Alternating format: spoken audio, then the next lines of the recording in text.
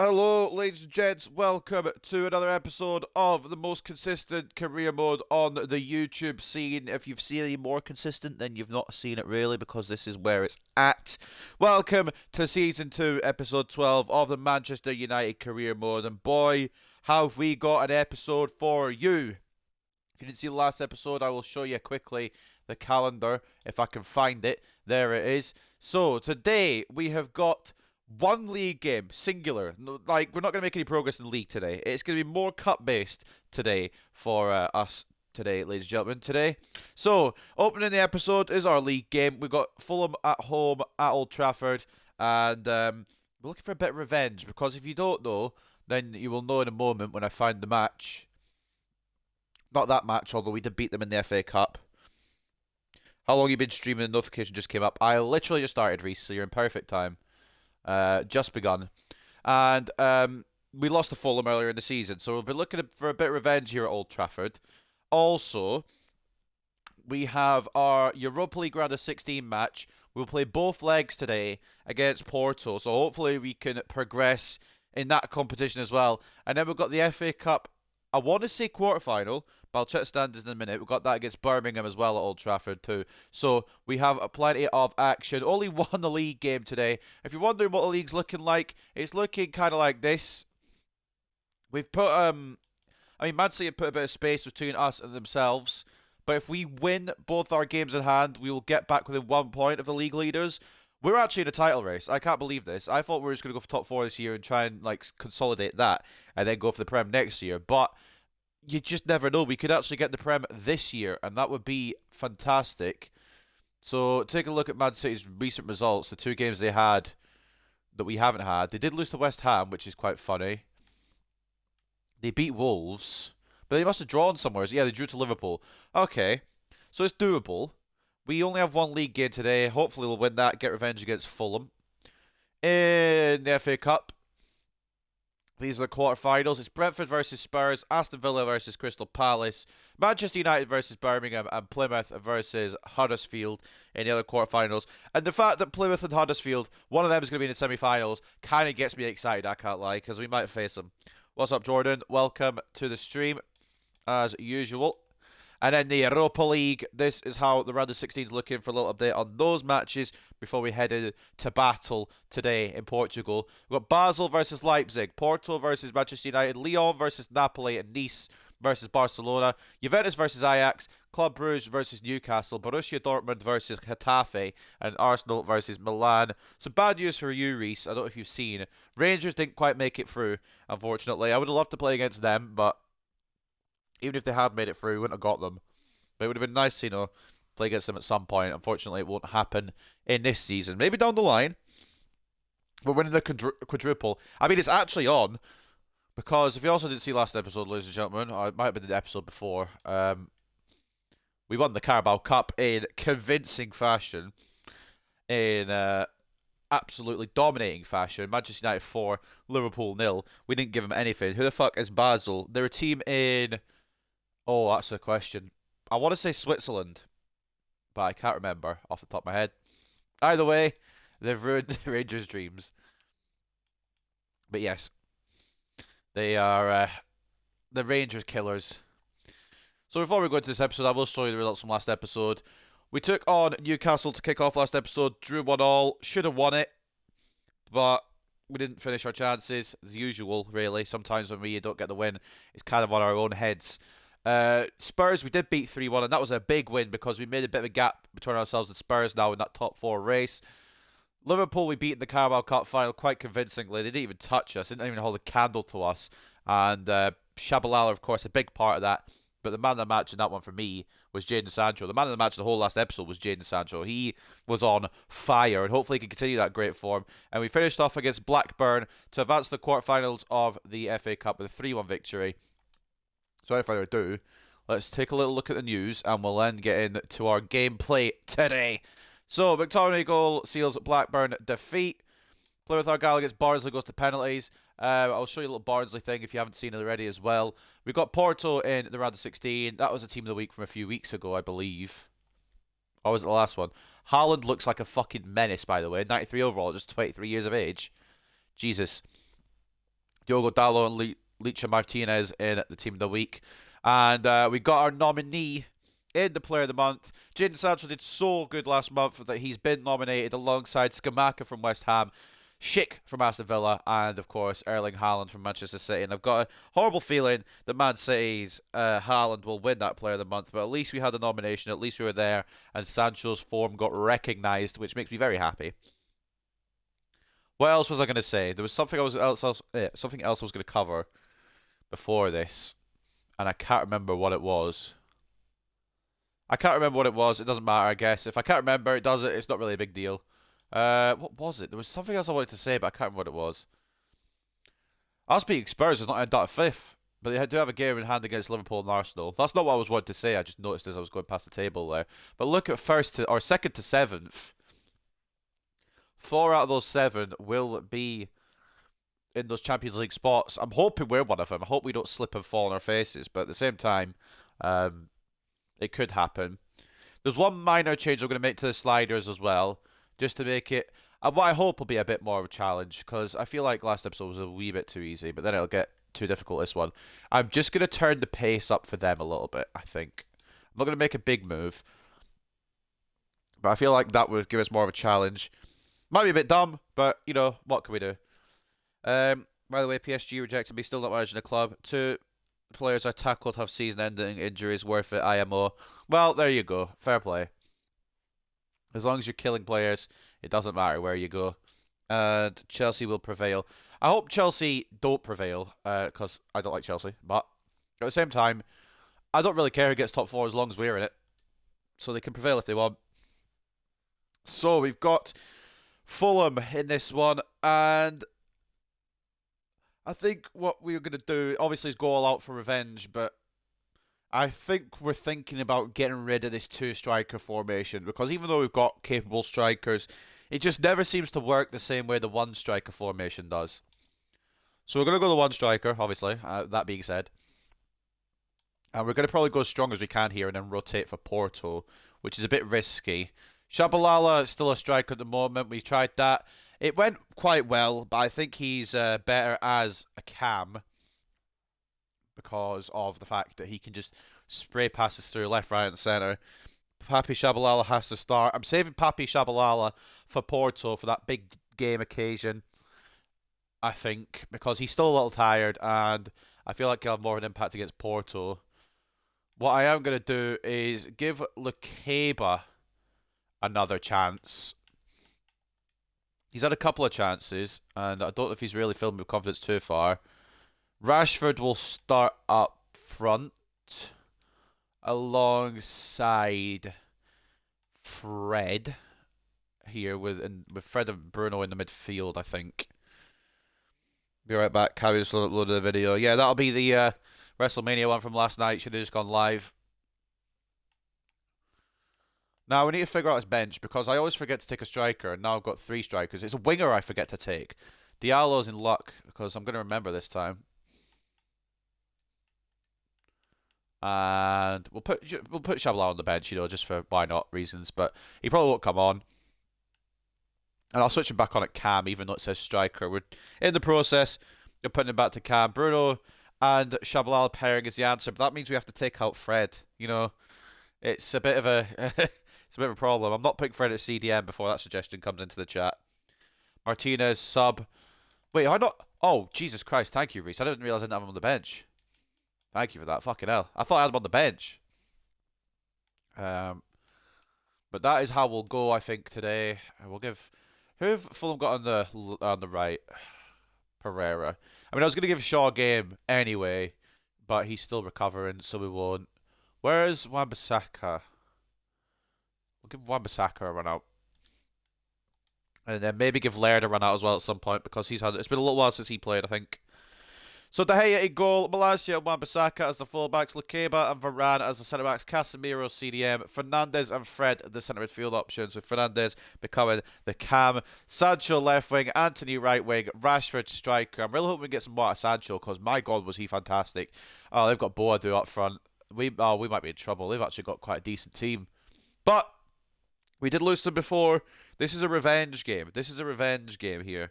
that we need to have at Old Trafford. So without further ado, let's get into it. Fred at striker, obviously. Yeah, obviously. Sorry, silly me. How dumb of me.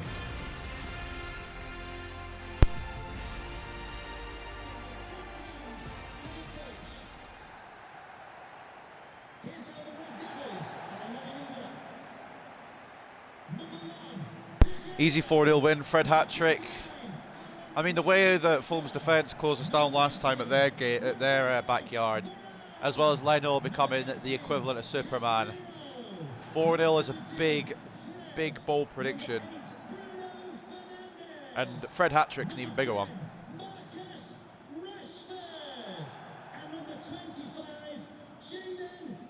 If I remember correctly, I think there's only one player. I'd have to consult a spreadsheet. But I think there's only one player that's actually scored a hat-trick at this club, and that's Tammy Abraham, and he's done it on multiple occasions. That may be incorrect, but from memory, I think he's the only one actually with a hat-trick in this career mode, which is mental. That Rashford hasn't got one this season anyway. He's been class. Classford. But Shabalala and Fred had one last episode. I meant in terms of goals. In terms of assists, Shabalala's had a few. If you put Shabalala and Fred together, I suppose, yeah. When is Tammy making his debut? That's a good one. I don't know. I don't know when we're going to debut him. Over a year into his tenure here. I still haven't found the right game to use him yet. Thank you for attending the Theatre of Dreams. Enjoy the match. We're ready, as we'll ever be. Lukeba, I'm really wanting to see a bit more out of him. I didn't think he gave enough in the Spurs game or Newcastle game, was it? I think it was the Spurs game. I think it was probably the wrong game to actually use Lukeba. But at the same time, this is probably a bit of a more low-key affair. Although we do still want revenge. He had one each with goals, did he? I filled in the spreadsheet from the previous episodes yesterday up to last episode. So I would have to consult that, but you might be right. I feel like the only I can remember is Tammy's. Fernandez. Oh my god. Oh my god. They've left Fred in acres. I was gonna rebound shoot it with Rashford, but I didn't quite catch it well. But they just left Fred. That could have been a fantastic start at Old Trafford. Just left Fred in like so much space. I think giving them a bit more pace, as much as it probably is going to make it a bit more hard, it does help a little bit. For me, I think, just to give me a bit of a challenge. Good block by Casemiro. So if you see Tim Ream catch up to Marcus Rashford, I mean, Tim Ream obviously isn't in their squad, but if you were to see Tim Ream catch up to Marcus Rashford, that's kind of why. De Gea pulling out a save from Boadu. We've got the most goals in the league. We've not got the best defence, though, which I guess isn't too bad. We've only conceded 33, which ain't awful by any means. It's a lot better than last year. Wan-Bissaka just clear it. Okay. Oh, Wan-Bissaka. You're doing dirty like that. You fake cleared it and then real cleared it. Oh boy. Wasn't even what I tried to do. Wan-Bissaka closes that pass down from Rossi. Fulham are always a difficult team to judge on this game. Because you'll either... Oh my god. That's not where I placed the pass. I'll try to put it further out the other way. They'll either be fucking shit and you can smash them, or they'll be very good and they'll smash you. There's no in between. De Gea. Pardon? Sorry. De Gea's made the save, but there's a bigger call here that the ref has made. Where's the penalty come from then? Because he's taken the shot on already. Varane's followed through, but the shot's already off. I suppose it's obstruction from him for him to get the rebound. That's a great start, isn't it? It probably is. I mean, look, yeah, probably, but like, still, it's a bit of a harsh one. I just had to see it for myself. It kind of took me off guard. It'll probably be Boadu to step up. Please, De Gea. It's Ludovic Blas, and he's saved by David De Gea. Have that with your penalty. Get the counter going. Okay, that didn't really work, but Jesus Christ, the roar around Old Trafford after that penalty save. Big Dave coming up with a big save. Carry myself over the crowd. Lukeba, key interception. Casemiro, this little pace boost I've given to the opposing team has already made it feel a bit more difficult. Oh, big Dave bails out Varane big time. Sancho through to Malacia. Rashford in the central area. Needs some support. Fred's coming in. So is Anthony. Oh, Fred. Oh, Fred. What was that? And now Fulham on the run again. Wan-Bissaka will close it down. Provide good cover. Casemiro. Tyrell Malacia now. Through to, not quite through to Sancho. Ball didn't go as well as I expected it to. Come through to Varane. I don't know why Boadu left that. Wan-Bissaka. Fred. Anthony. Rashford's through the middle. Can we get it through the gap? He usually scores these, but today he hasn't, and I don't know why he hasn't. Have that penalty merchants, that's damn right. Fred was fouled there, yeah. The pass didn't go through, Fred was fouled. I can feel it. I can feel the change in like difficulty. But Fulham were always a pain in the arse team anyway. Bruno Fernandes to deliver this. Casemiro! Oh, okay, well, I mean, he won the header, but obviously not on target. It's a cracking ball in from Bruno. Just the wrong man to receive it, because Casemiro's put that so far wide. Someone with capable heading ability puts that in the back of the net. I'm not saying Casemiro's not capable, I'm just saying we've got more capable than him at heading.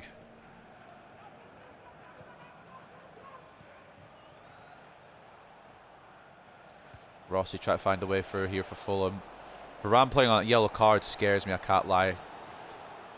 Don't know if that's a foul or a goal kick, either way, we get the ball. So that's fine by me. 10 out of 10, you bet on Rashford scoring that. Shabalala says that for the net. I know, but we have to. We can't overwork him because he'll be very tired, and you don't want him very tired, Jordan. Trust me. Wan-Bissaka, Fred, out to Anthony. We have got Shabalala on the bench in case we need a moment of madness. Rashford. He scored this one. Oh my God! Like, I don't know how to take that one on. I wanted some support from Bruno, but it took so long to come in. And I've just messed up the shot in the end. Oh, no. Oh, yes. Nice, Varane. See, when you're not being an absolute prat, you can defend well. Alright, Anthony should still outpace. Oh, okay. I was going to say, I hope the Fulham guy touched that. Anthony probably still outpaced most of these guys with the pace boost I gave him.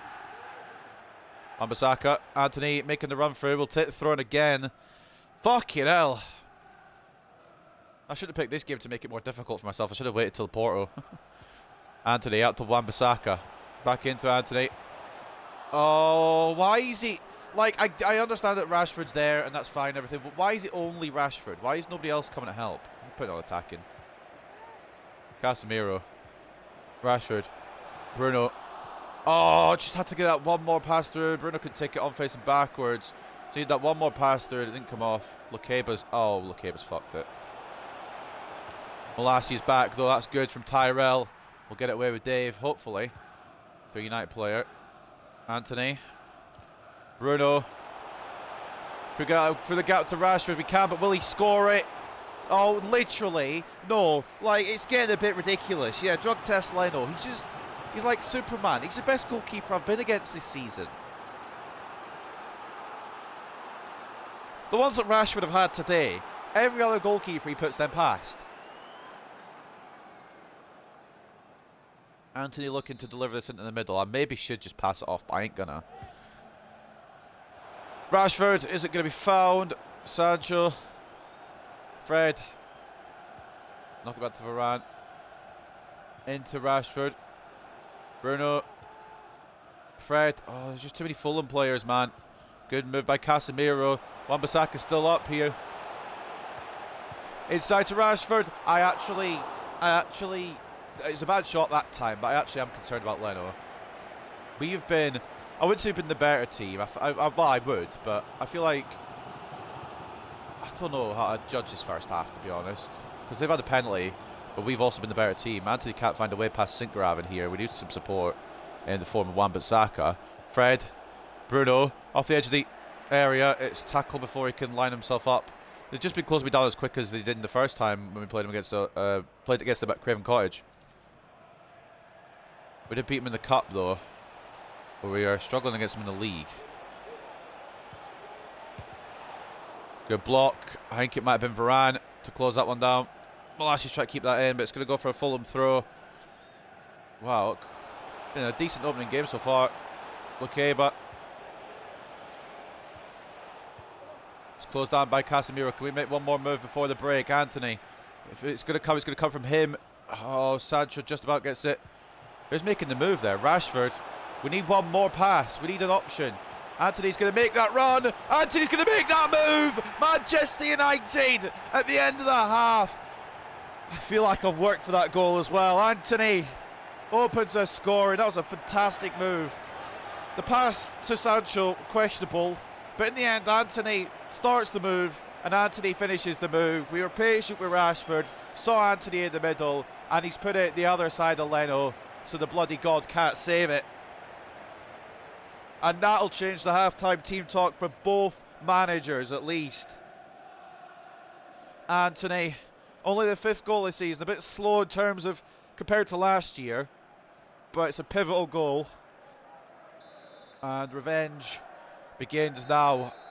Right, literally last kick of the half, except for obviously that kick off there. But Anthony right on half-time gives us a lead. Oh, I needed that. I needed that for a confidence boost. I'm not going to lie. I needed that fully for a confidence boost. David De Gea, the hero at one end, saving the penalty. Anthony, the hero at the other, finding us the lead. It's been a fucking hell of a game to open this stream with. I hope you guys are enjoying this, because if you're not, then I don't know what you'll enjoy. Leicester 1-0 down at Spurs. Need Leicester to do us a favour. Garnacho's gone full blonde. It's not Garnacho! Spurs 1-0 to Leicester. Unless you've been in real life and Garnacho's bleached blonde in his hair, that'd be quite funny. 62-38. I thought you were calling Anthony Garnacho for a second. 62-38 turns of possession. 8 shots to 5. And 3.4 expected goals to 1.3. It's been a fucking attacking, free-flowing game. And thankfully we do have an advantage in this one. We need to keep an eye on Varane here because of that booking. We do have Leachshot on the bench when we need him. But I think just we'll go into it second half the same way we went into it first half, and hopefully we'll find a second goal to ease our fears. Real one was watching training footage. I thought it was Anthony. What, Garnacho's bleached blonde in his hair? I'll need to have a look at that later. That's something to see, something to behold. Last year, if we could just score straight away here, that would be fantastic. I don't think it'll happen because Leno is a god today apparently. Sancho tried to spot it for Casemiro, I believe, making the run through there. It didn't go through. It probably was Fernandez actually, looking back. Either way, the ball didn't go through. Varane again. I mean, since that yellow card, he's been trying to prove himself that he's not an absolute moron, and he's done well so far since giving away a penalty. That I mean, it was a penalty, but it's a very harsh one. Rossi taking on Wan-Bissaka, or trying to, and getting very annoyed. Wan-Bissaka comes away with it though. Wan-Bissaka, I know we've sold him to Monaco now, but he's been a good player for this club, and I will miss him when he goes. Wan-Bissaka into Rashford. Oh, another cracking save from Leno. Had some off Varane, spare red. You might be right, honestly. We'll go for that now, just in case.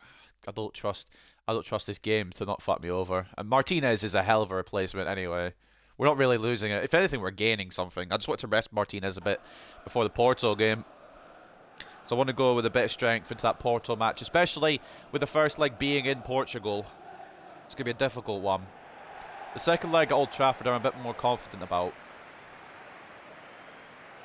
But we'll do that now just to avoid the red card. I was considering when to do it, but I think probably the best time to do it is early just in case. Anthony, ball in to Marcus. Not really. Sancho, he's been good recently. Will he be able to provide something for the team? Anthony has crossed it to Wan-Bissaka. Obviously not in a million years where I was going to aim that. And Fred's been quite in possession now. The game has fucked me over here. I think it closed down there. Casemiro loses it again though. Jesus Christ. I don't know why the cross went all the way over there. I wasn't even aiming to stick remotely close over there. Oh, Wan-Bissaka's been beaten as well. Oh, come on.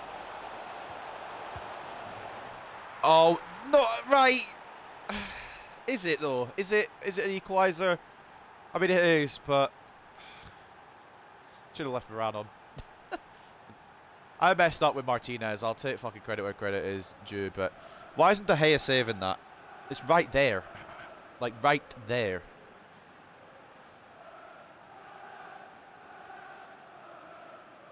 Yeah, that's poor defending from me. Wan-Bissaka should have done a bit better with. Maybe just slid in and hoped. But also, I know I just kicked off, but I want to take a look back at this. I mean, I do this too much, to be honest, but I just need to look for my own brain. Rossi's done Wan-Bissaka a belter here. That's my fault for not committing with the number 29. We've left number 7 open, and I think it's my fault here in Martinez. Shouldn't have committed. I thought Lukeba... Well, I mean, Lukeba's there, just couldn't get a crossbar do. But then De Gea should be saving this, right? I don't know, actually. It looks... I mean, it might... Lukeba might be blocking the vision. It's an equaliser anyway. I'm annoyed, but I'm not surprised.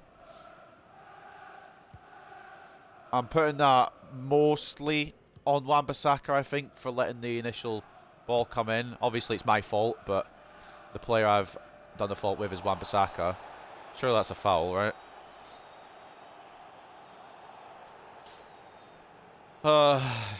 Most of the time, I'll find an excuse for it not to be my fault, but that defending was poor from me.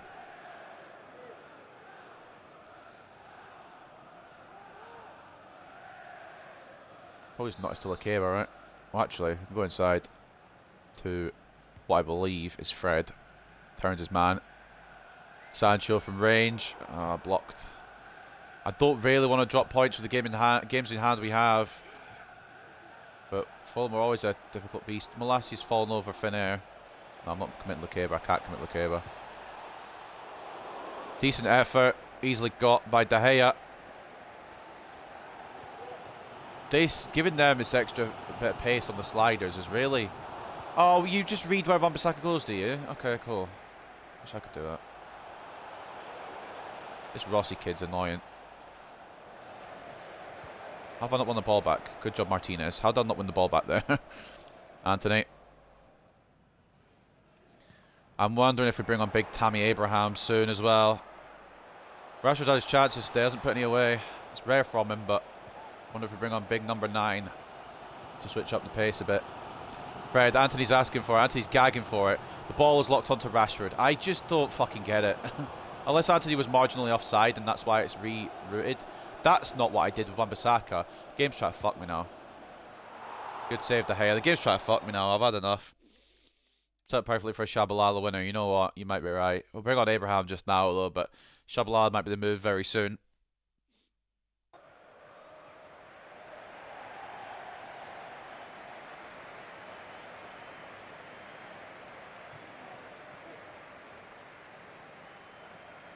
Tammy.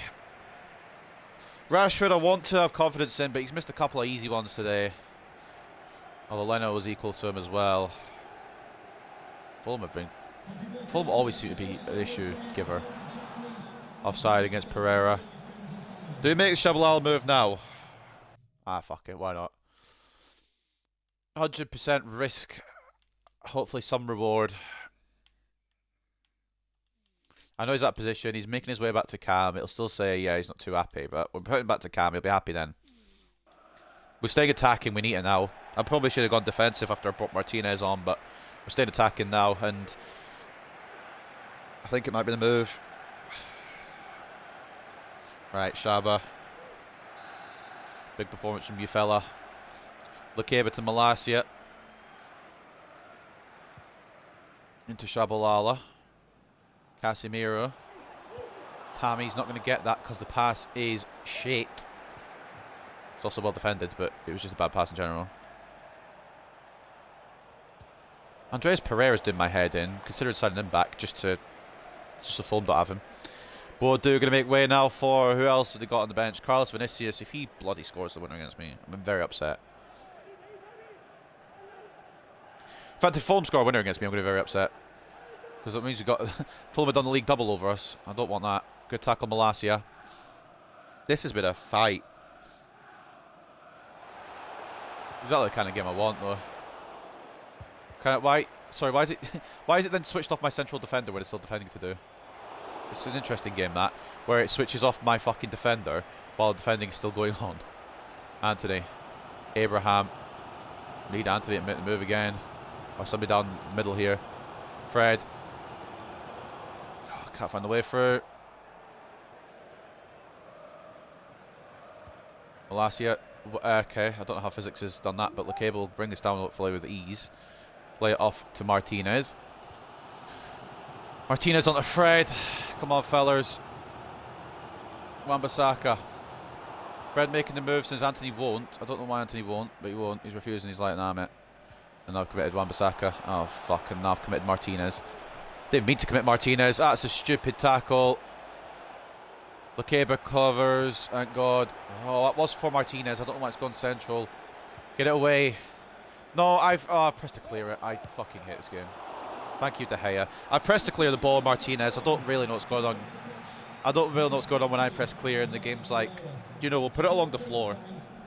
See what happens, you know, just to keep it interesting. Cabano coming on for Pereira. They're trying to just push for the winner as well. Corner Fulham. Fred and Sancho try to press this. Palacios is blocked by Martinez. It's going to fall to Vinicius. Blocked by Malacia. Jesus Christ! The penalty save is going to mean nothing if we don't get some kind of result here. Obviously we want the 3, but the penalty save is going to mean nothing if Fulham win anyway.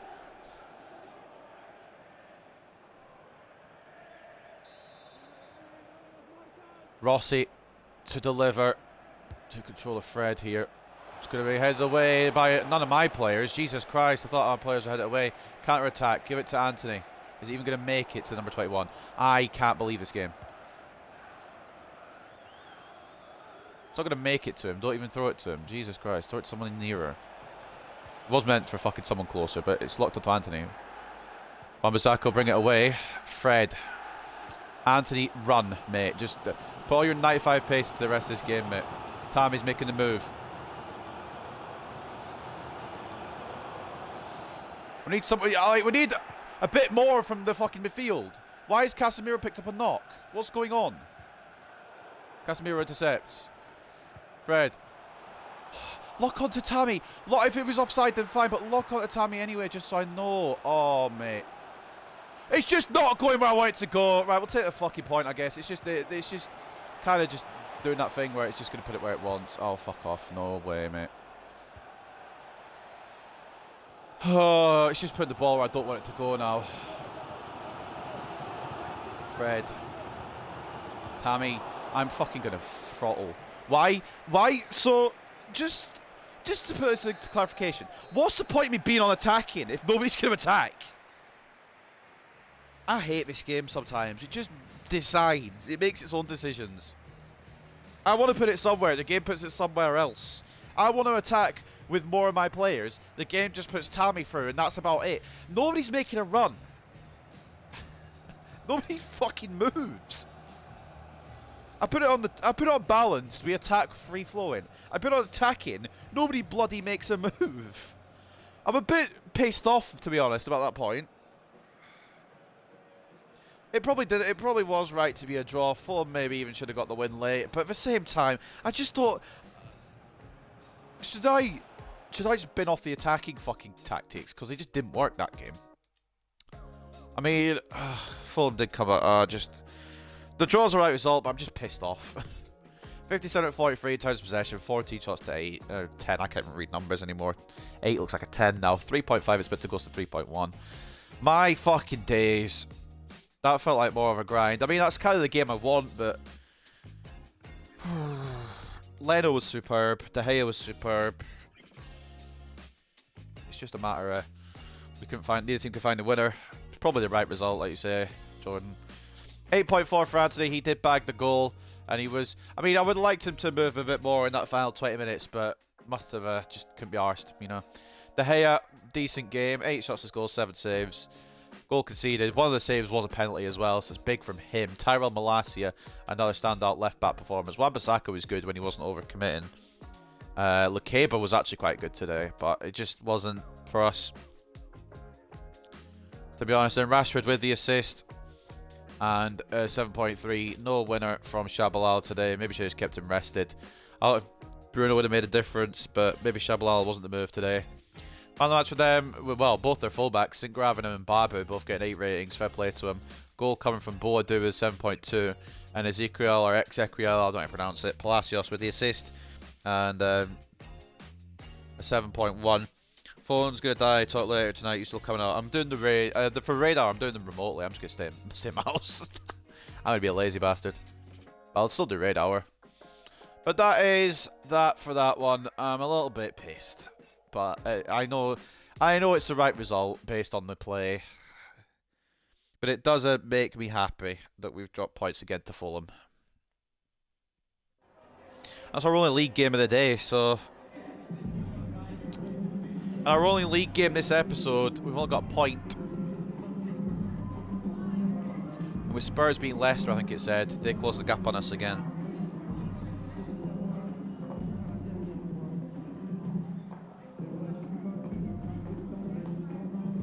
I thought we could find a second, but then Fulham got the equaliser. It just felt bloody. It just felt like we weren't going to get the winner. I've learned you can never relax at this level. We should have taken our chances, but I don't want to give negative morale, you know. I want to keep the team positive heading into Porto. Game was there to be won, but after conceding the equaliser, we worried the team might drop off and end up losing. Honestly, yes. They did come at us, but maybe we thought we'd already done enough. Again, I don't want to give another negative answer, so that's why I'm going with that answer. But my God, I think as much as the game said, yeah, probably an even game, I say it, nah, probably 2 points dropped, to be honest. But that's just me being annoyed, I think. Taking a look at the league table after that, then Spurs, I think, are a point behind us again now, or even on the same points as us, potentially. 3 points behind us. I don't know how points work, apparently. I couldn't remember what points were on beforehand. But that's the little updated league table. That's how the league table is going to end for this episode as well. Because, well, I mean, other teams around us might play some league games while we're playing Europe. But, in fact, there are other teams playing while we're playing Europe. As you can see here, the list of games. We won't play Premier League again until the 17th, and that'll be till next episode, where we take on Norwich. But other games will go on in the meantime. We'll probably fall a couple of places in the table, but we'll have games in hand to make something out of that. Makoko wants Porto. He was the one I was gonna try Makoko's Shesko partnership. I was gonna go to a striker and see how that would work. So we will give him the run out against Porto, with Shabalala probably playing him behind. But I was worried about the Casemiro knock. It doesn't seem like there's been any effect about that. We haven't seen any injury news from what I could see. So a Casemiro knock must have just been just a little knock towards the end of the game. But anyway, taking a look at the news, we might find out who got February Player of the Month as well. Anthony on target and draw against Manchester United. Well, we are Manchester United, but I get your point. A good enough performance from Anthony wasn't enough to see Manchester United beat Fulham. We'll swap the names around because that's the right way around. As they were left to regret mistakes, they're back in a 1-1 draw. We keep winning. It was a 1-1 draw. But all right. Players of the week. David De Gea in there. I think there's only 2 games going on, so it would explain why we've got so many in there. David De Gea, Tyrell Malacia, Castello, Lukeba, and Marcus Rashford for us. Fulham had 5 players in with Issa Diop, Kevin Mbabu, Diego Rossi, Ludovic Blas, and Myron Boadu. And Chelsea lost to PSV, which in real life would probably make sense right now, but in game they've actually got quite a good team and they're doing really well. So, but Sancho, he got Player of the Month. There we go. Absolutely deserved. That's what we were looking for, and absolutely deserved from February. Jadon Sancho gets Player of the Month. This man hopefully will start cooking a bit more. Didn't really bring too much against Fulham, unfortunately, but in these remaining games of this episode, hopefully we see a bit more out of him. But that was a good month for the number 25, and hopefully it'll continue. Player of the Month is fine by me, and we're ready to go, I think, for the Porto game. There's no other news, is there, that I could see, so that's fine by me. But I'm surprised Sancho beat out Haaland for that, to be honest. I feel like Haaland's been ridiculous in the Prem, which makes sense because it's accurate to life. Up next at the Estadio de Dragão, we will be playing at Porto, and we'll get into the press conference before that, before we pick the lineups.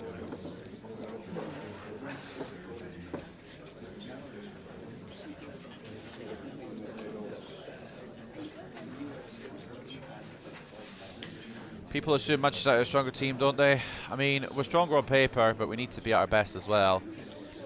Porto could shock.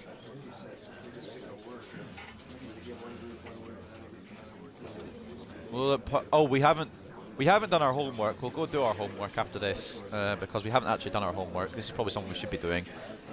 We should check what Porto are doing, how they're doing in the Liga NOS. I don't know if it's called the Liga NOS anymore, but the Portuguese league. I've skipped school on Porto. Sorry, guys.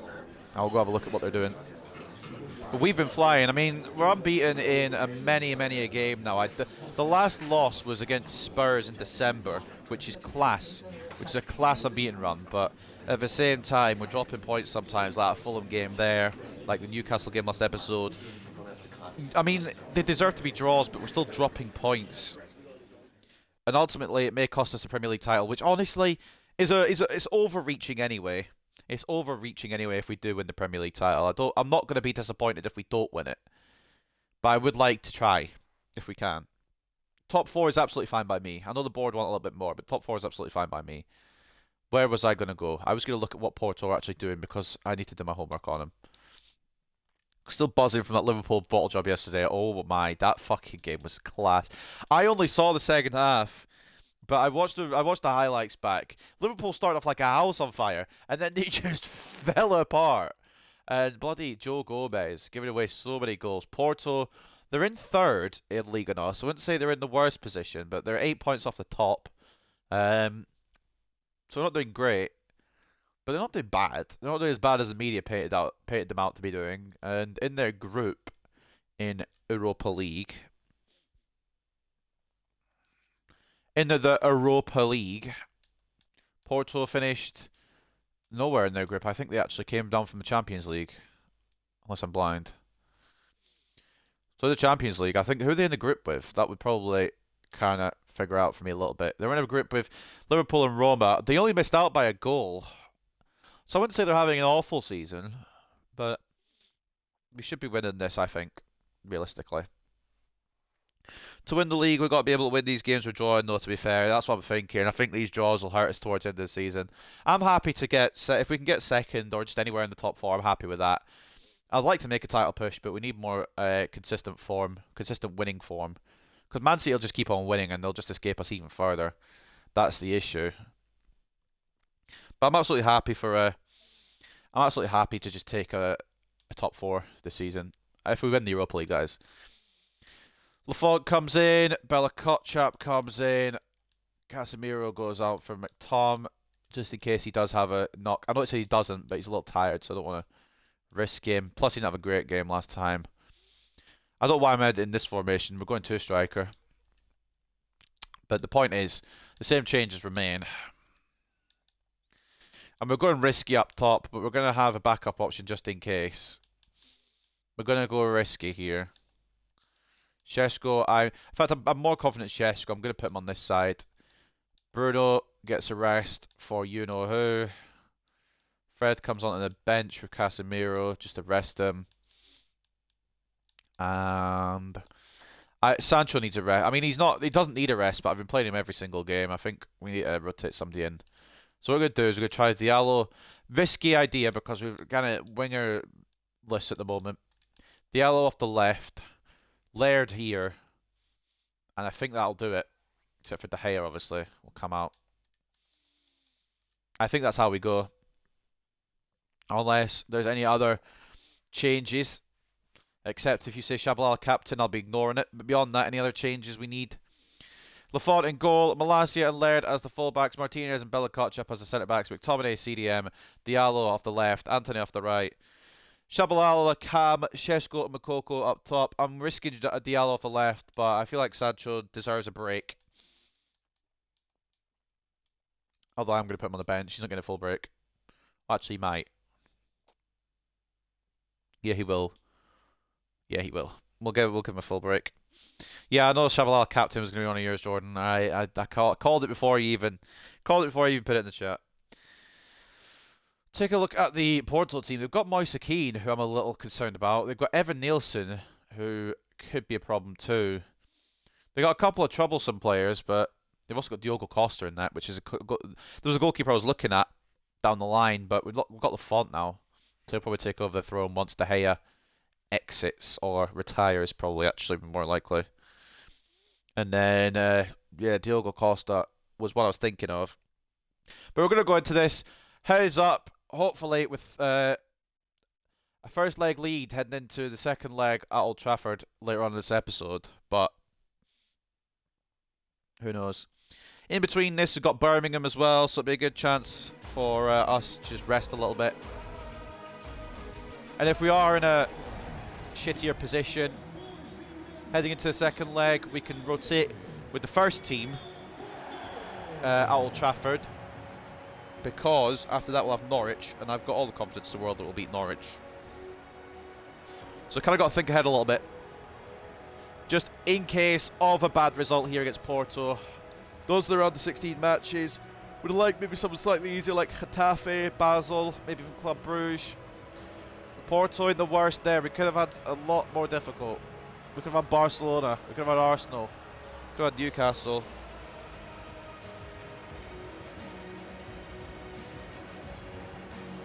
So I'll absolutely take Porto. The kind of middle kind of tier.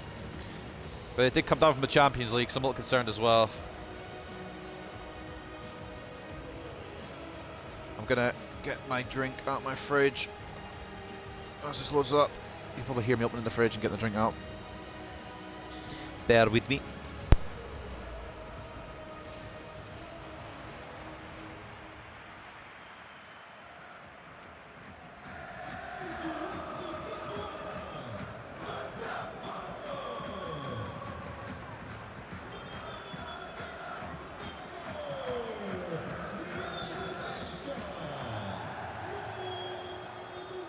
There's nothing like an ice cold bottle of Coke. Marcus Edwards is such a banger of a player. No, you don't need more wingers, but next career mode he could be worth a look. He's so good for me. Maybe if, well, not maybe if, when I do my Road to Glory career mode, after we finish the Man United one, I'll definitely put him on the list to start with, and we'll just kind of monitor his progress as we go and buy him when we can buy him, I think, because I've heard good things about him all over the place.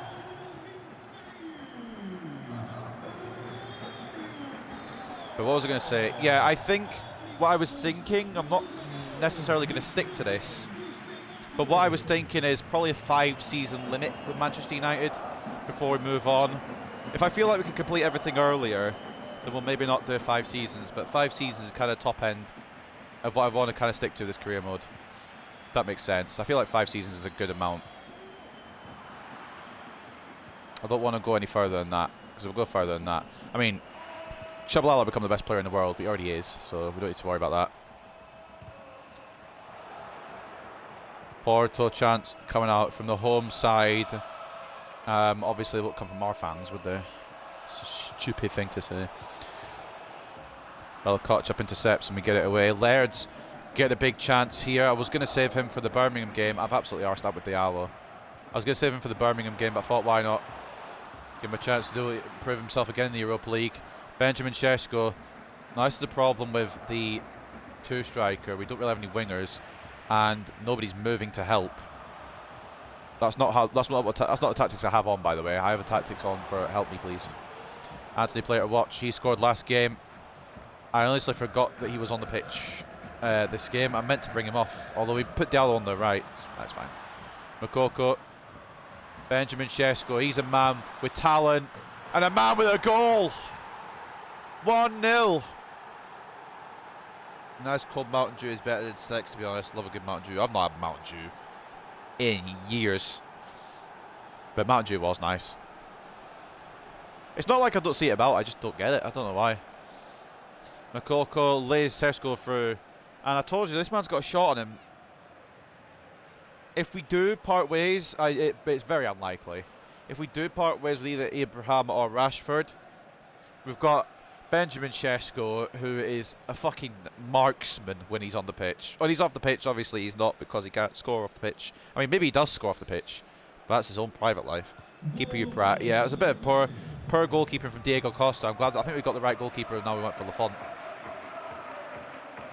Laird comes across Galeno and plays it to McTominay. The Porto fans need to try and get their team back into this, because it could be massacre if the game continues the way it has. Shabalala to Sesko again. It's closed down by Aidu this time. But Sesko is a menace. Try to give him more game time, because I know he's capable of incredible things in front of that goal, but so are Rashford and Abraham, so it's a difficult one. And Makoko is fourth choice, which means I think we may need to move him on loan next year. It's away just about. Shabalala picks up the ball and then loses it. That's lovely. Great from Shabalala, you know, the man that we're relying on. Makoko try to find Sesko. Sesko didn't make the move that I thought he would there, and now we've lost the ball again. Leacher gets across, and we'll get it away from Romario Barro, and we'll make the move down the left. Now, some of these like over the top through balls just don't work at all, so I'm good. Probably try and cut them out a bit. McTominay, Makoko, Sesko again onside. I think he was initially off, which is why the ball didn't go directly to him, which is fine. Well, it's not fine. He should be onside, but beyond that, can't confirm he scores off the pitch as well. Big bad Benjamin Sesko scoring all over the place. Laird into Anthony. Cuts inside. Makoko. Shabalala. Back out to Anthony. Back into Makoko. Blocked this time. We started off strong, which is exactly how I wanted to start. I have just walked into that tackle, yes. I've walked into that tackle on purpose with Anthony, and I don't care. A yellow card could be vital, especially if he's suspended from the second leg. I have walked into the tackle with Anthony just for that yellow card to happen. Anthony the shithouse. He wasn't even hitting me until I moved into it.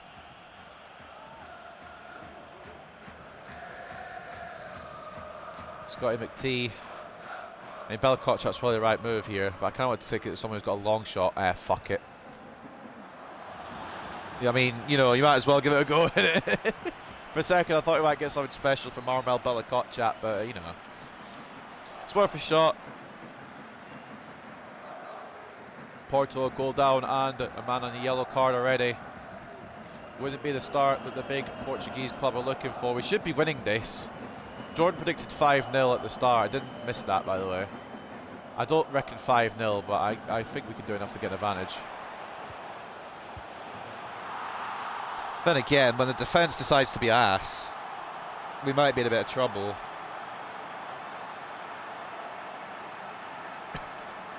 Porto equalise. I don't really know where to pinpoint where this has gone wrong. It's probably me committing Bella Kotchap in it. Although, I don't know how Martinez hasn't cut the pass out. It's an easy enough finish for their number 10 though. But I just want to check quickly. I'm not saying it's a bad goal because it's a fantastic passing move. I'm not even mad about the goal. It's just Martinez should be cutting it out, right? With the ability that we know Martinez has, surely puts a bit more effort to try to block that. Well, sometimes it just fucks us over. It's Moise Kean, or Moise Keane, I don't know how you pronounce it. Moise Keane, the man with the goal for Porto. I don't know how he ended up here, but oh, Diallo, yeah, Diallo on the left's not the move. Why can't it be Malacia? There we go. Yeah.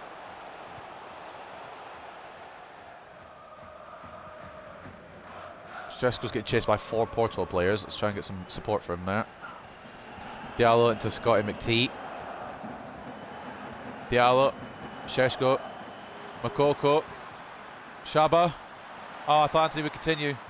I really thought... Oh, right, Anthony, mate. That's not a penalty. You could try for it, I suppose, but... I thought Anthony would continue his move, and he didn't. Good tackle, Martinez. That was meant to go back to the goalkeeper. If that had gone to their player there, I would have been so mad. Porto chance, fill in. The Estadio do Dragão. But... why is that not locked onto Anthony? Why is it just bounced off him to them? It's going to be one of these games, isn't it? It's going to be a Sparta Prague game. Good interception by Bellicott, chap. Chaba. Diallo. I'm not convinced by Diallo's left wing performance so far, but he has made the return ball for Šeško to be played, and he's going to shoot, and he is going to score. I don't know what is up with Diogo Costa, the man we were considering signing possibly at one point, but he's just allowed Diallo to make it 2-1, and I'm not complaining at all. It's just I wonder what's up with their goal. Well, both goalkeepers, I suppose. Šeško, perfect ball into Diallo, and he finishes it off. I've been overcritical of Diallo this game so far, so he's shut me up at least. But the keeper, he's dove the wrong way. And I'm glad we didn't bring him in. I've heard good things about him on FIFA as well, but what I've seen, we've made a lucky escape.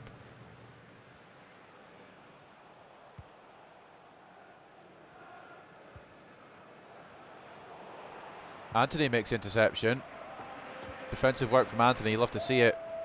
Laird. These Porto chants are getting kind of annoying, I'm not going to lie. Oh, Shaba.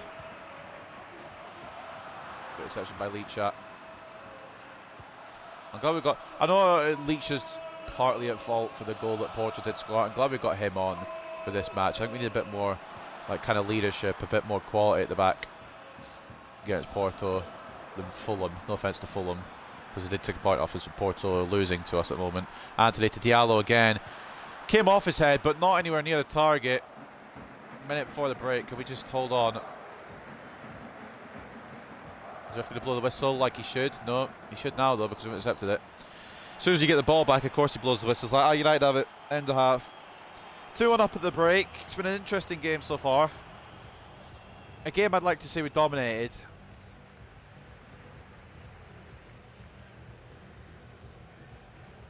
Goes from Šeško to Diallo. Give us a lead. Keane getting one back for Porto. Try and keep them in the tie a little bit.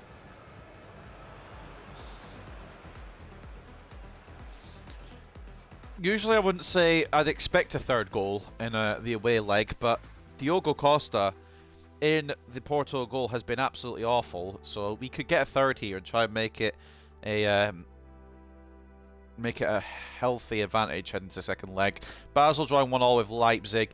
Lyon 1-0 down to Napoli, and 1-1 between Nice and Barcelona, with Juventus Ajax, Club Brugge Newcastle, Borussia Dortmund Getafe, and Arsenal Milan playing later on. I clearly said 5-1. My prediction's still on. True. 61 to 39 turns of possession, 5 shots to 1, 1.1 expected goals to 1 as well. I mean, obviously it's an expected goal, the one they scored, because they bloody scored it. Everyone expected it to go in.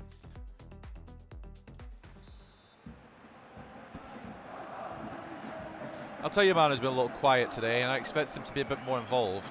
And that is, of course, the number 7. He's not really being heard from too much this game.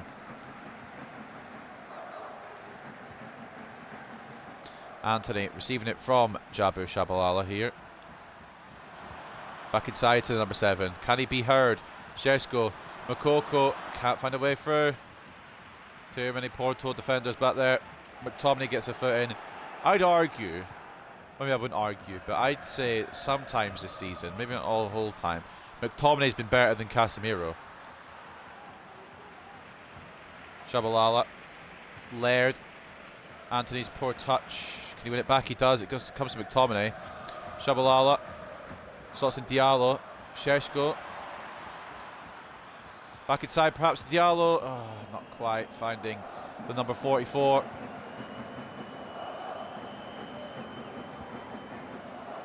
And this will be Laird. Surely. Yep. We do have Birmingham next at Old Trafford. And then we'll have the second leg of this Europa League tie at home as well. Shabalala receives it from Shersko. Anthony's asking for it. Will receive it. Back inside to the number 7. Ball in. Oh, straight to the hands of Diogo Costa. Trying to find Shersko. Shabalala is still young. He's allowed to struggle sometimes. He's bound to have a bad stream. I know, with all the...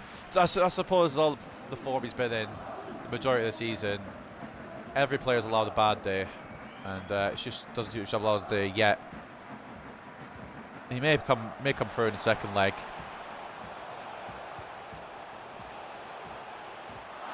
Right, Lafon, I'm not going to lie, mate. You're concerning me a little bit there. Should be holding on to that.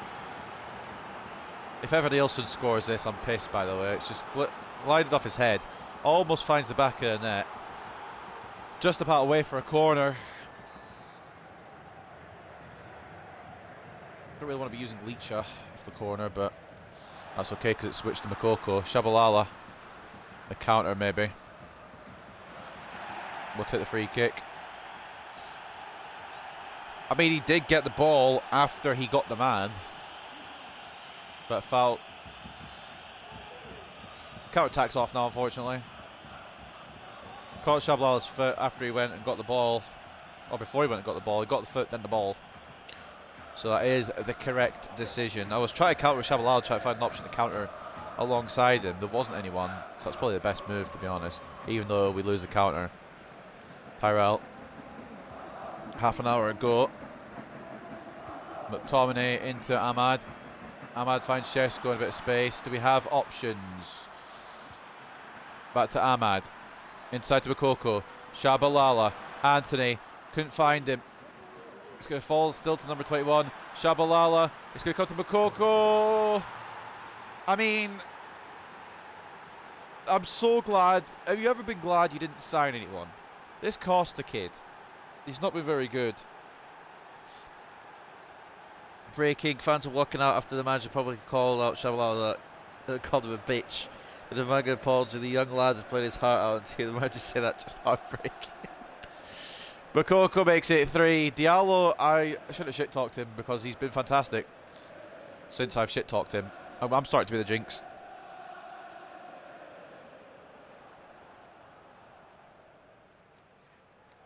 Changes now, I think. 3-1 up. Can relax a little bit. Shabalala let him have the shot. So selfless. Honestly, the shot was meant to be with Shabalala. I don't know why fucking... why it was taken on there by Makoko. We're going to bring Makoko off now, I think. Or are we? We don't really need to make any changes, to be honest. Suppose Ericsson can come in for Shabalala. McTominay can come off for Fred. And Tammy can have some European time. Costa your wank part 3. Triple change for Manchester United. Shabalala, Shersko, and I think it was it McTominay I brought off?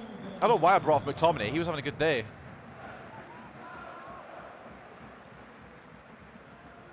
Press now from Manchester United. We could push for more here. Really could push for more. Although we don't want to push for more so much that they get more on us. Martinez gets it eventually away to Malacia. Diallo. And now Tammy down the left. Midkoko's a decent player, so much striker depth though. So loan is definitely needed. Yeah, I think that's probably the right move. I thought we were going to go again. I thought we were going to try a 2-striker this year and it worked wonders. But the 1-striker has prevailed. So we will probably loan a couple of players out next year. Makoko being one of them. Laird to blast it in towards Ahmad. Fred wins that. Ericsson wins that. Anthony wins that. Fred, Tammy, Ericsson. Nah, like this. Like, yeah, we've been better. Yeah, we've been good.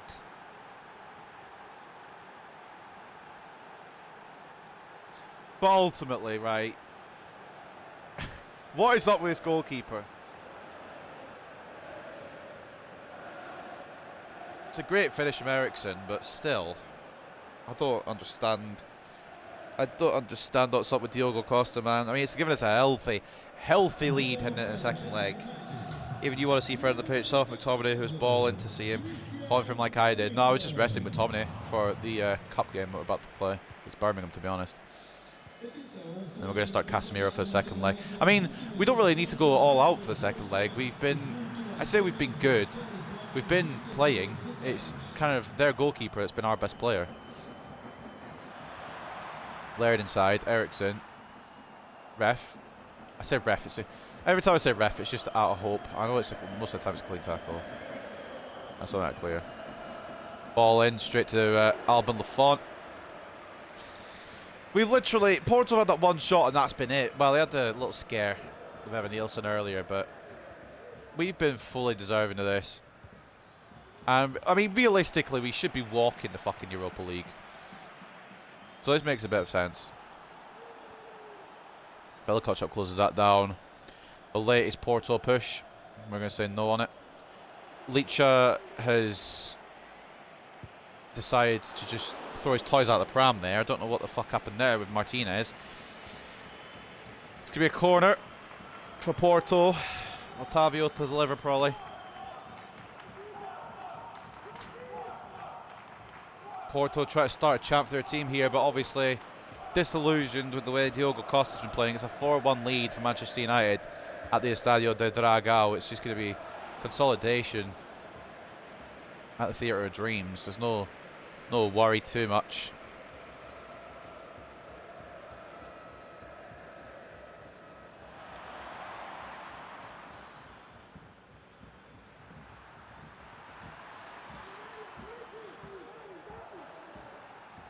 Alright, looking back, probably should have passed that off a little earlier. I just wanted to see if I could. I know I wouldn't, but I just wanted to see. Diallo to Laird. Anthony. Probably should have subbed him off, but we don't have any wingers to bring on. Laird, Tammy. Fuck! It's a class tackle from Ericsson. Had to do it. Probably a booking for him, but you got to respect the grind. No Great Dane.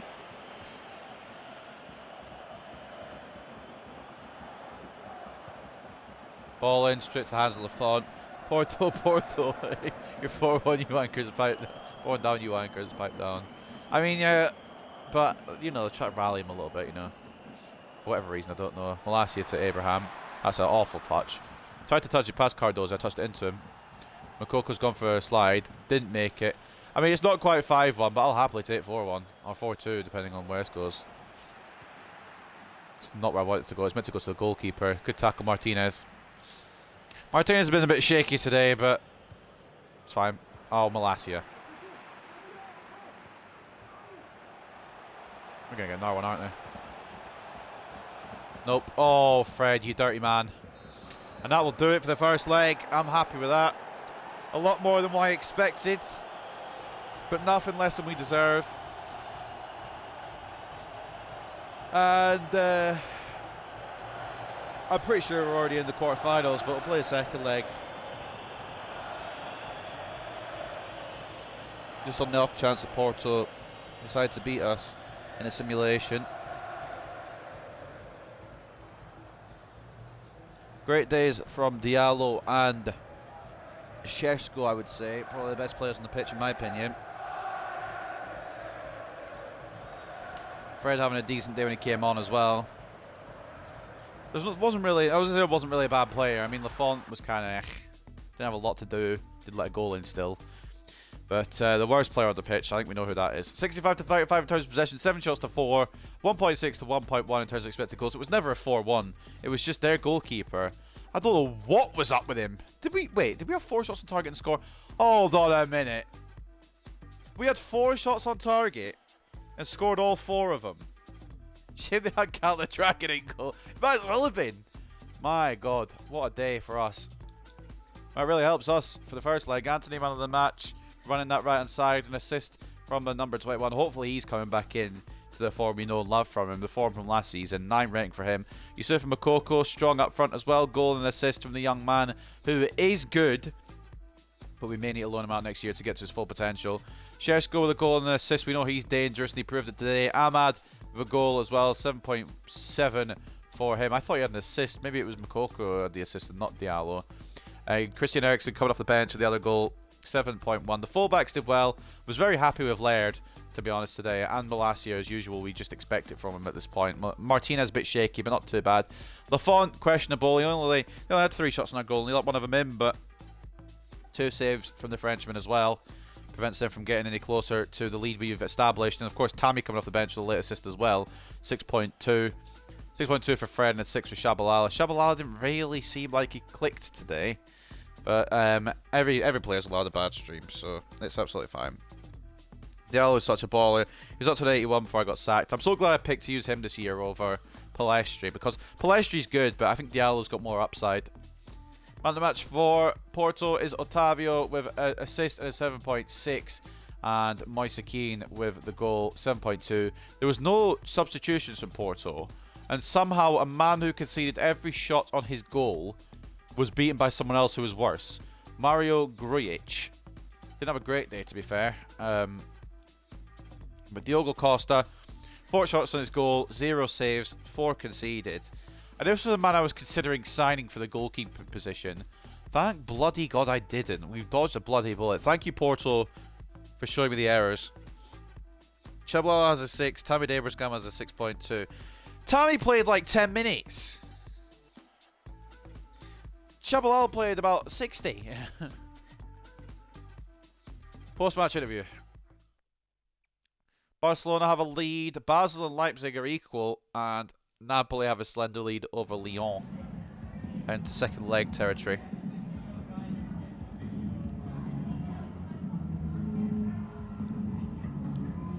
Must be as well as Manchester United played for away from home at any stage of the competition. I don't know. We had a very easy group. We won every game in it. So still yet to lose in the Europa League. Hoping it stays that way. Let's just keep our heads. It wasn't a 4-1 result, to be honest. It was just their keeper was shit. We got maybe a little bit lucky that it was such a scoreline, but I think we did deserve to win it still. I know we could always score goals. I just didn't think that their goalkeeper would be that bad.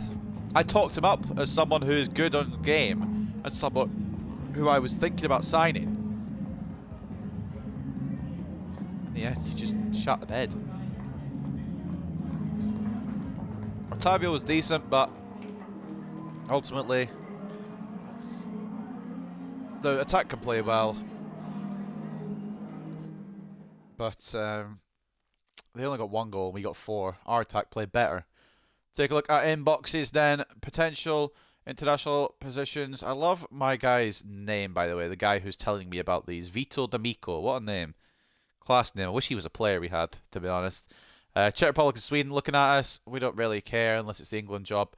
Makoko wanted the game, got the game, played well in the game. So happy days for him. And Casimir Dog is... we do want more from him, to be fair. But he's happy with the games he's getting.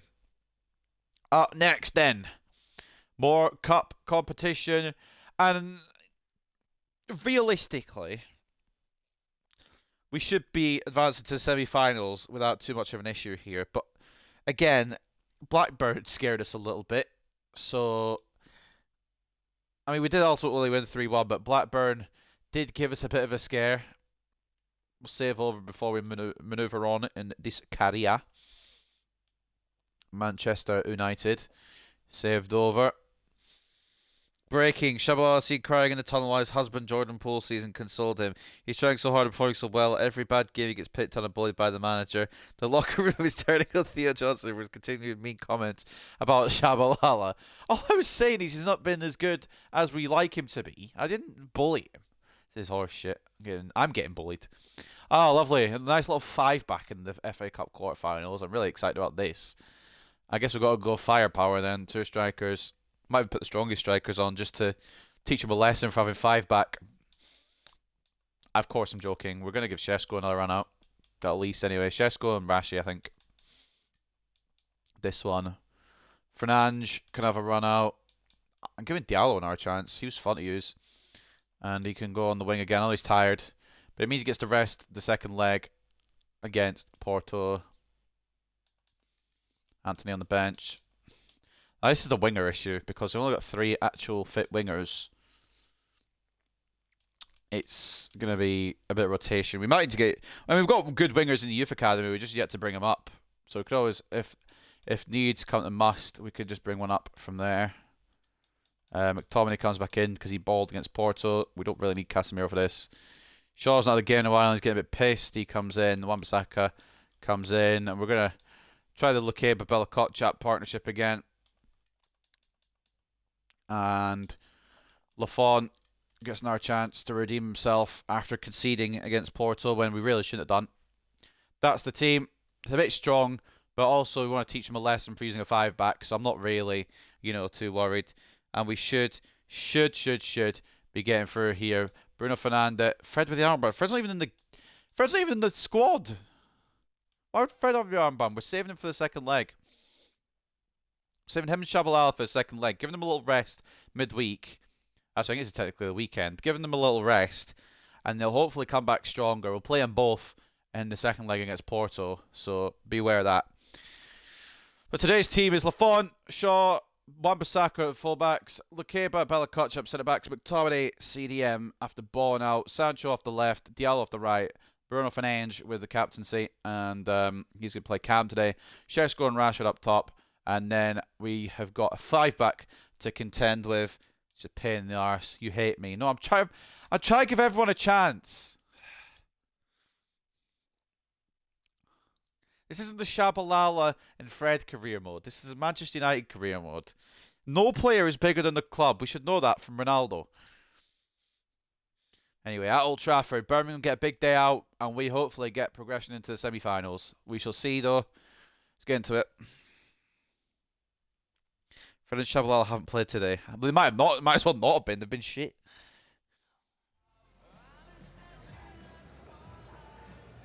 That doesn't look like Mark Roberts. I'm not a professional, but Bruno Fernandes is not Mark Roberts.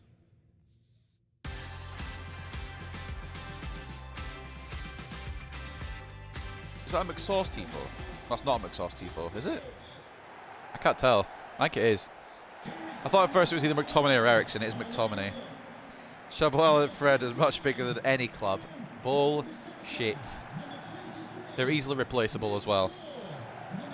Say that right now. I do have a Cam signing in mind for the summer, but I'm not going to do it unless I absolutely have to, because it will cost an arm and a leg to do. I'll say an idea. It's a player I've never used in career mode that I want to try, but I probably won't make the move if we don't need to. We've got Shabalala and Bruno. I'd really like to try that in more kind of depth, more detail, more times. Just haven't really had the option or the chance to do it today yet with the games we've had.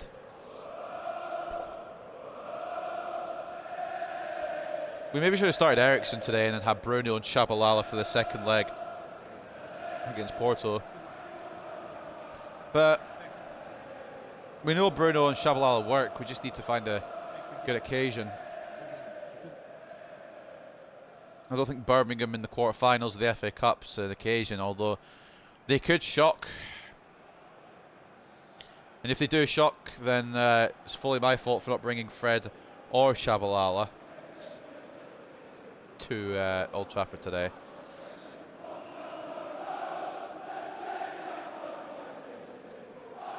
Easily replaceable, heartbroken, sobbing, betrayed, depressed, Cammy out.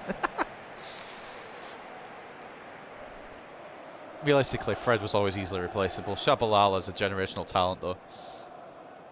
Just need to keep nurturing that talent. I think once he goes back to Cam from striker, we'll get back to his best. It's because he's switching position back. He's just confused.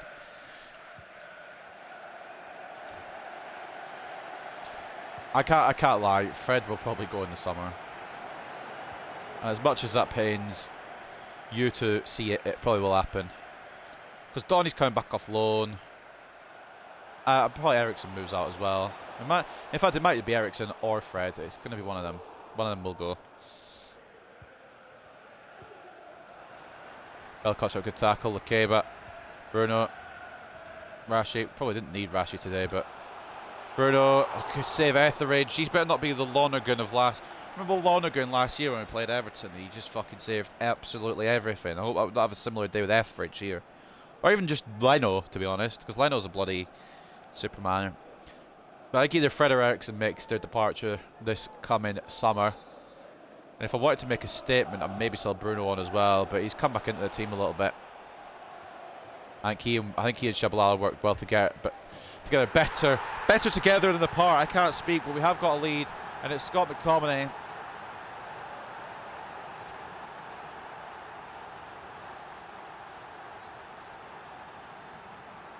I think this game's going to go exactly how everyone expected it to go.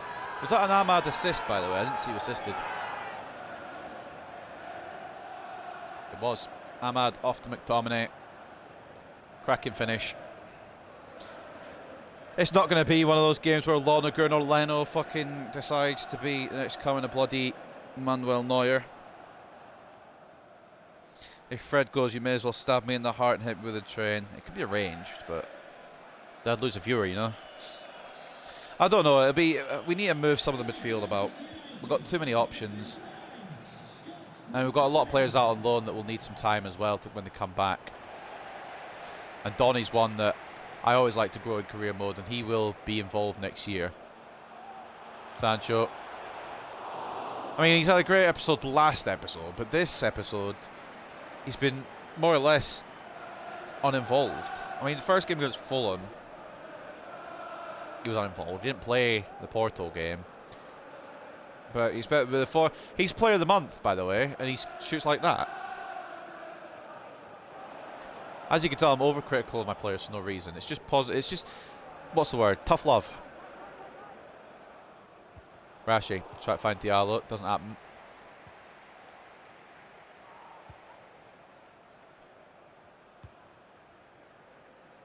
I heard Janino and I shat myself and I realised that one's retired. Mark Roberts hanging out the boots. We saw that. Well, I say we saw that. We saw that with Bruno training. Sancho. Inside. Sesko. Go on, Scotty. Oh, imagine. Imagine if Scott McTominay gets a hat-trick today. He's only on one, so we'll not get too excited, but also rather getting to semi-final over giving an unlikely hat-trick to a player. Bruno to Rashford. It was meant to Šeško, but it probably is better that it goes on to Rashford. Ahmad. Šeško. How's your 5-back working now? How's your 5-back working now? Sancho makes it 2-0. I was fully convinced he was offside. But the game was said though, so I believe it. Sancho scores again.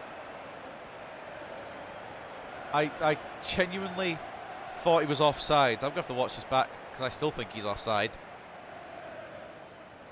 But that'll probably wrap up this game. That wraps up this game, definitely. It's 2-0 already. We're not even hit 20 minutes yet. But I swear Sancho was off. That's the wrong camera angle. Bear with me again. Fucking hell, guys. So this is poor from me. Alright. Probably still not the right camera angle, but I'm just going to look from this angle. He's... Jesus Christ, it's a close one. Let's get a better angle on it. He's actually on, you know. I think. When the ball leaves Cisco's foot, I'm a bit ahead. So, here. How's he stayed on there? Fair play, Sancho. How's he managed to stay on there? Fucking hell. When I think it's offside, you know that it probably is a debatable fact. Fred has more goals and assists than Donny for us this season. He's so clear. I don't know if you're talking in real life or in game. In real life, you're probably right. In game, you're also right, but that's because Donny's out on loan. Can't score for us if he ain't here. Although I would like a little Dortmund game to face Donny because the loan thing doesn't come in for FIFA. So I wouldn't mind if we do get past Porto, which I think is probably a given at this point because their goalkeeper was diabolical. Oh, it's going to fall to Bruno for 3. Jesus Christ. It's guys, close your eyes because this is going to be a demolition. Theo's paying off the refs with that fucking bit of play there. I wouldn't blame you. I think I might be paying off the refs. The way I just bounced perfectly on a plate to Bruno. tackled straight into the path of the number 8. And despite pressure, he's still taking it on and scored it.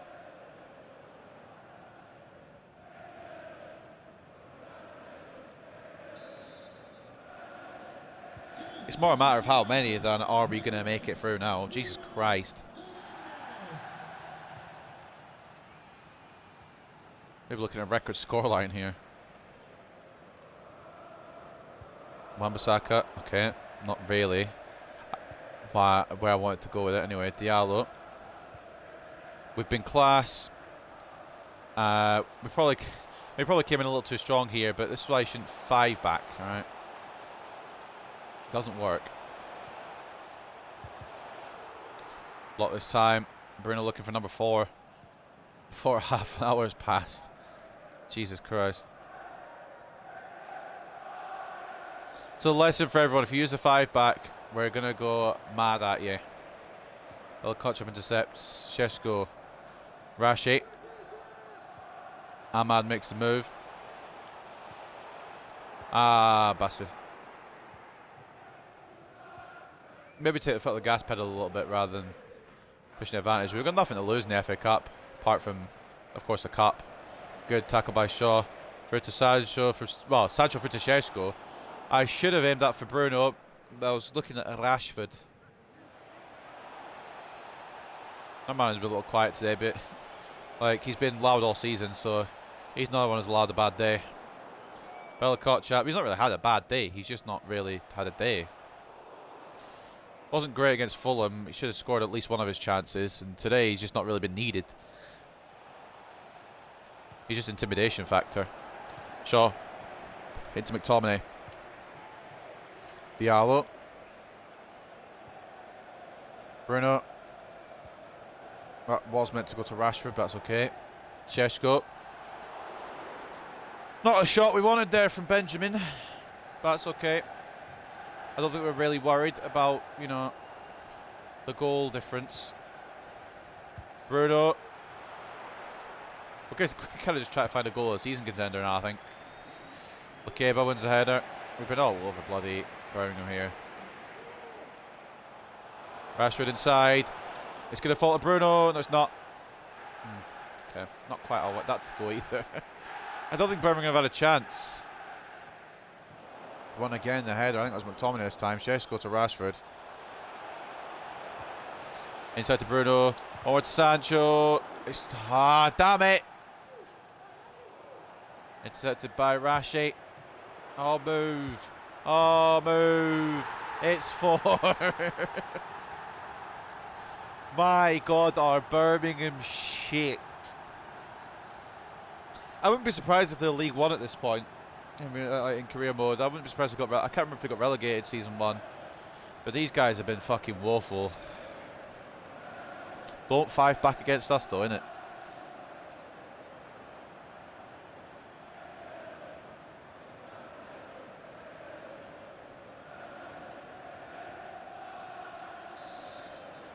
Bruno with twice goals today.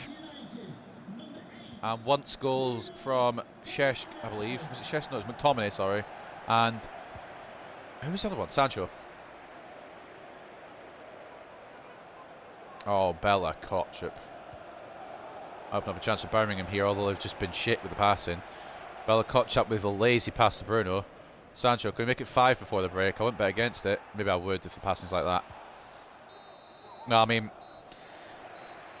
4-0 at the break. Can't believe you're playing on the easiest difficulty. I know, I'm putting on beginner. I just want to win the FA Cup again so bad. I've got on beginner just to destroy him. McTominay, Sancho, and a Bruno double gives us a healthy lead.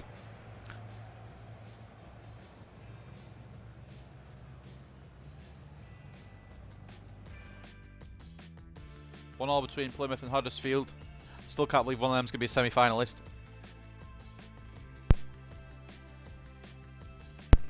.57 to 43 in terms of possession, 12 shots to 0, 2.8 expected goals to 0. Birmingham literally have had nothing this game. What's going to happen in the second 45 minutes? Birmingham coming out with the white flags here, admitting defeat. No, I'm joking. But what is the scoreline going to be? I just want to see how well we operate without Shabalala and Fred. By the way, 4-0 up. I think two players are holding us back a little bit, you know. Good tackle, Lukeba. Fernandes. Rashi. Diallo make the move. I mean, Diallo did make the move. I just couldn't get the pass through.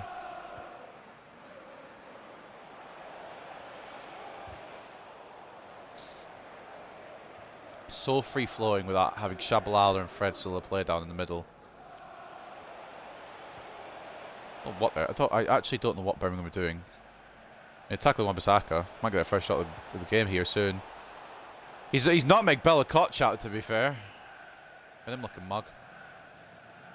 I mean, it's a unlikely situation that Birmingham will get back in, but it's not impossible. Crazier things have happened. Diallo tackle. Rashi. Was meant for Šeško. It will lock onto Šeško ultimately. Good. Diallo. Bruno.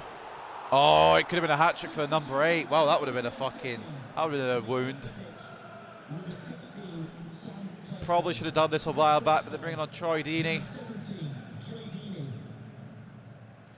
No Hog Deeney moment here today, unfortunately, for the Blues. Have we got any left-footed corner kick takers?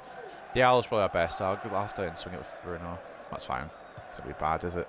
Bruno towards Marcus Rashford. Oh, he's not going to be bad at all. That was a class corner. 5-0. This might be a record win.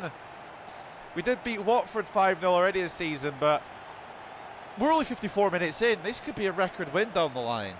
I don't know what a record win is with this club. I mean, I know with Manchester United in general, it's probably like 11 something or 9 something. I remember 9-0, but I mean like ever, it's probably more than 9. In Premier League history, it's 9-0, but Bruno Fernandes, at his best, he's found his level against Birmingham. I'm not having fun anymore. It's just so easy without Shabalala. Oh my God, Bruno. Bruno fucking won his hat-trick. Jesus, nah, like... I wonder whether it just simmed to result. What's up, Franco? Welcome to the stream. Bruno's now on 2 assists. Rashford's now on 2 goals. This is a shit show. This is even our full lineup. Right, we're gonna switch things up a bit because I feel bad using Rashford against Birmingham. We're going Tammy instead. That'll put Makoko on the bench. Well, whatever. Diallo makes way for Anthony. That's even worse. But Diallo's tired. Check his bloody sliders. Sliders. Da da da da da da da da. Same sliders we've always had. For myself, and the same sliders we've had for the CPU. Although I might change them, to be honest, because this feels a bit too easy. Although it is Birmingham. What on earth is this result? I don't know, man. We've been dominant. I feel like it's a bit too easy. He's got sliders favouring him, and he's on the easiest difficulty. Ignore Jordan. I'm on the same difficulty I've been on all season. It's just Birmingham are awful. Jesus Christ. I mean, it's... I should just sim the result. I can't see how many I can get. Sancho intercepts this time. I mean, he could be on the move again. I can't believe I was worried. Bruno. Sancho. Oh, it was nearly number 7. It was nearly number 7. Luke Shaw wins the header. Now Sancho again from range. I don't know why I took that on, to be honest. Anthony's right there. Fernandes. Rashi. Blocked. No, like, they're literally just garbage. Anthony. Oh my God, I thought that was 7. This is the 3rd game of the stream, I believe. Yeah, I think it's the 3rd, isn't it? Fulham and Porto, then this, yeah. The 3rd game of today's stream, Franco. Surprised that wasn't 4. Or 7 even. I don't know why I said 4. I've scored too many goals, even I can't remember the count. They're just getting nothing. I don't think they've had a shot. I don't think Birmingham have had an attempt on goal today. Sky McT. Sky McT. Not for me. I feel bad. I should let them have a shot. But knowing me, they'll score it. Goals have been the order today. It's just not been Birmingham's order. They're literally passing it into me. There's nothing I can do, and they're just giving me the ball back. Chesko. Into Sancho. Ah! Oh, no! I thought I'd given it someone special. Oh, mate. I thought we. I mean, it would have been special in the scoreline, but Sancho's gone for the overhead. It's not disrespect. It's just honesty. There's a difference. McTominay loses out for a change. Birmingham have actually won the ball. Low-key concerned that they might actually get a shot on goal now.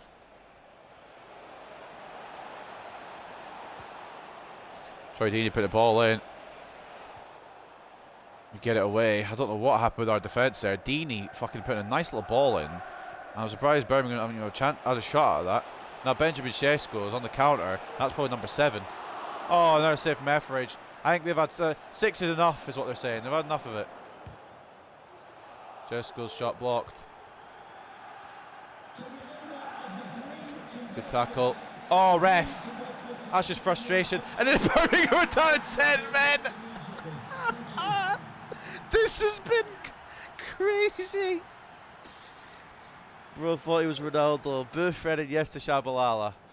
Fair enough.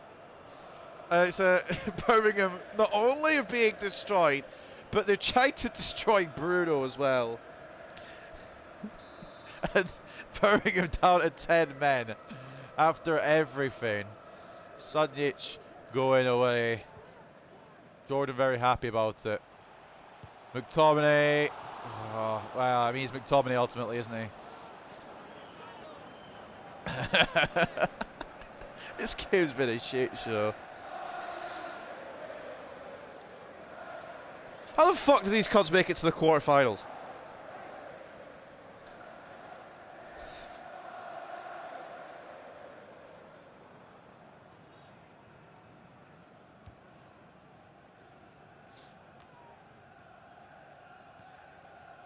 I'm not even using my strongest team. God forbid if I was. Sancho. Fred. Not Fred, sorry, Fernandez. I've got Fred on the brain. Jesus Christ. Turning it to Jordan. Sesko can't find a way through. McTominay. Sancho back to McTominay. Oh, they're actually defend. You've decided now to defend with actual ability. It's 6-0 Birmingham. That's great timing, mate. Shaw puts the tackle in and then doesn't pass. The passing's fucking me over here. I think the passing's fucking over everyone. Anthony. Bruno. Sesko's asking for it. Sesko's going to get it. Back to Anthony. Fernandez. Anthony. I don't know why I did that. Why did I pass it that way? Whatever. 6-0. Tackle again. I mean, Bella Kotchap and Lukeba have had the easiest day they'll ever have in Manchester United shirts, to be honest.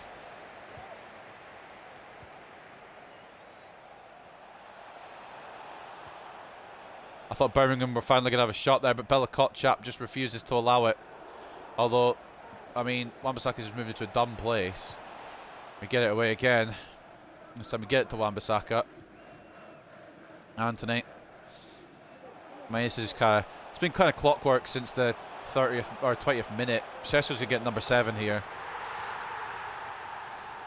I don't know why we're celebrating a 7th goal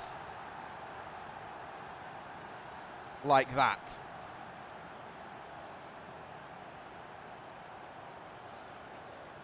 Just came home from school. Hope you've had a good day, yeah. You have. Good, good. Give Fernandez a good 9-monther. No. It's because Bruno's better than Shabalala again. Like he should be. Sesko adds to what I think is our record result in this career mode, and I don't even know if it's even close. I can't think of anything that's close apart from the 5-0 Watford. You guys could correct me if I'm wrong, but I don't think we've had a... Oh my god, Birmingham have a shot.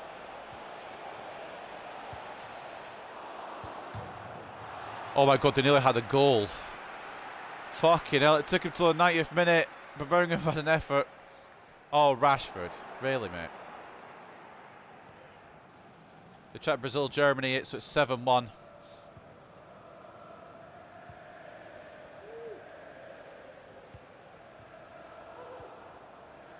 Oh, fucking hell. Okay, but get this away, and that will probably no more goals now. Unless the ref will let us have one more attack, but I doubt it. Bruno Tarashi. No. Free kick for what? Oh, we've got free kick. Okay, cool. Celebrating a 7-0 against the championship side, standards have plummeted. The noise that came from Old Trafford when that fucking goal, that 7th goal went in, was mad. But we are going into the semi-finals in style. Lakeba's just gone for it. Oh my god! Lakeba nearly got it! Mate, if that got in, then I'd understand the celebrations. Lakeba nearly scoring from his own fucking half. This game is mental. A 7-0 victory. It's different gravy from us. I mean, yes, it's Birmingham, but Jesus Christ. If Lakeba put that into his goal from his own half, that's the title. I'm pulling for every club you face this season. You made me do this. I don't even remember all the scores. It just came up on the screen, but I was looking at the chats. I didn't see a lot of scorers today. I'll get the full list of them in a minute. Take a look at the stats. Jesus Christ. 56 to 44 in terms of possession. 26 shots to 3 and 6.1 expected goals to 0.6. An absolute destruction today of Birmingham City. Every player, yeah, you can't really mark down a player today, can you? Marcus Rashford gets man of the match, 2 goals and an assist, 9.5. Bruno gets 2 goals and 2 assists and a 9.2. Jadon Sancho with a goal and an 8.5. Benjamin Šeško with a goal and an assist and an 8.4. Scott McTominay with a goal and an 8.2. Ahmad with an assist and an 8.2. Everyone else is playing well. I mean, there's no, like I said, there's no real bad players. I think I made one change. Even Anthony came on and did alright. One of the worst players was Lafont, and that's because he had nothing to fucking do. 2 shots on his goal, 2 saves towards the end. Wan-Bissaka get a 6.8. I don't even think they even threatened down the left. And if you look at Birmingham's ratings, their highest player is the man who's going to retire at the end of the season, Mark Roberts, with 7.1. And how a goalkeeper is at 6.4, despite conceding 7, is an interesting one. 14 shots on target, 7 saves, 7 conceded. They deserved a result, shake my head. Yeah, I mean, you know, it could have been 7-2, 7-3. But Jesus Christ. Oh, goal, goal, goal, goal, goal. I want to see his red card. I'm gonna give, you know what, I'm gonna give Jordan the pleasure of seeing this again. I'm gonna give Jordan the pleasure of seeing it. I feel bad. He needs something. It was definitely a red card. He went for the back of him like a truck. But my God. So yeah, we're in the semi-finals. As are Huddersfield. I believe probably Liverpool, or not Liverpool, sorry, Spurs and Villa that are through. Spurs was the one I was trying to think of. I was trying to think of the other big 6 team in the competition. So we've got Spurs, Villa, United and Huddersfield. If we draw Huddersfield, it'll be the easiest fucking match, or easiest route to a FA Cup final I'll ever have in my life. I low-key want Villa or Spurs, just to say we've had some kind of competition on this run. Although a final against Spurs would be good. A final against Spurs would be nice, because we know they're not going to win it. Sensational victory, but, I mean, let's do that in every game! Oh, mate, fucking hell. Need to change my trousers, absolutely brilliant. Never a foul, game has gone soft. You got the ball, ref. It's a Brexit tackle from Sunjic. Bruno, best player on the pitch in my opinion. It gave the man of the match to Rashford, but I'd have given it to Bruno. He's found his level against Birmingham.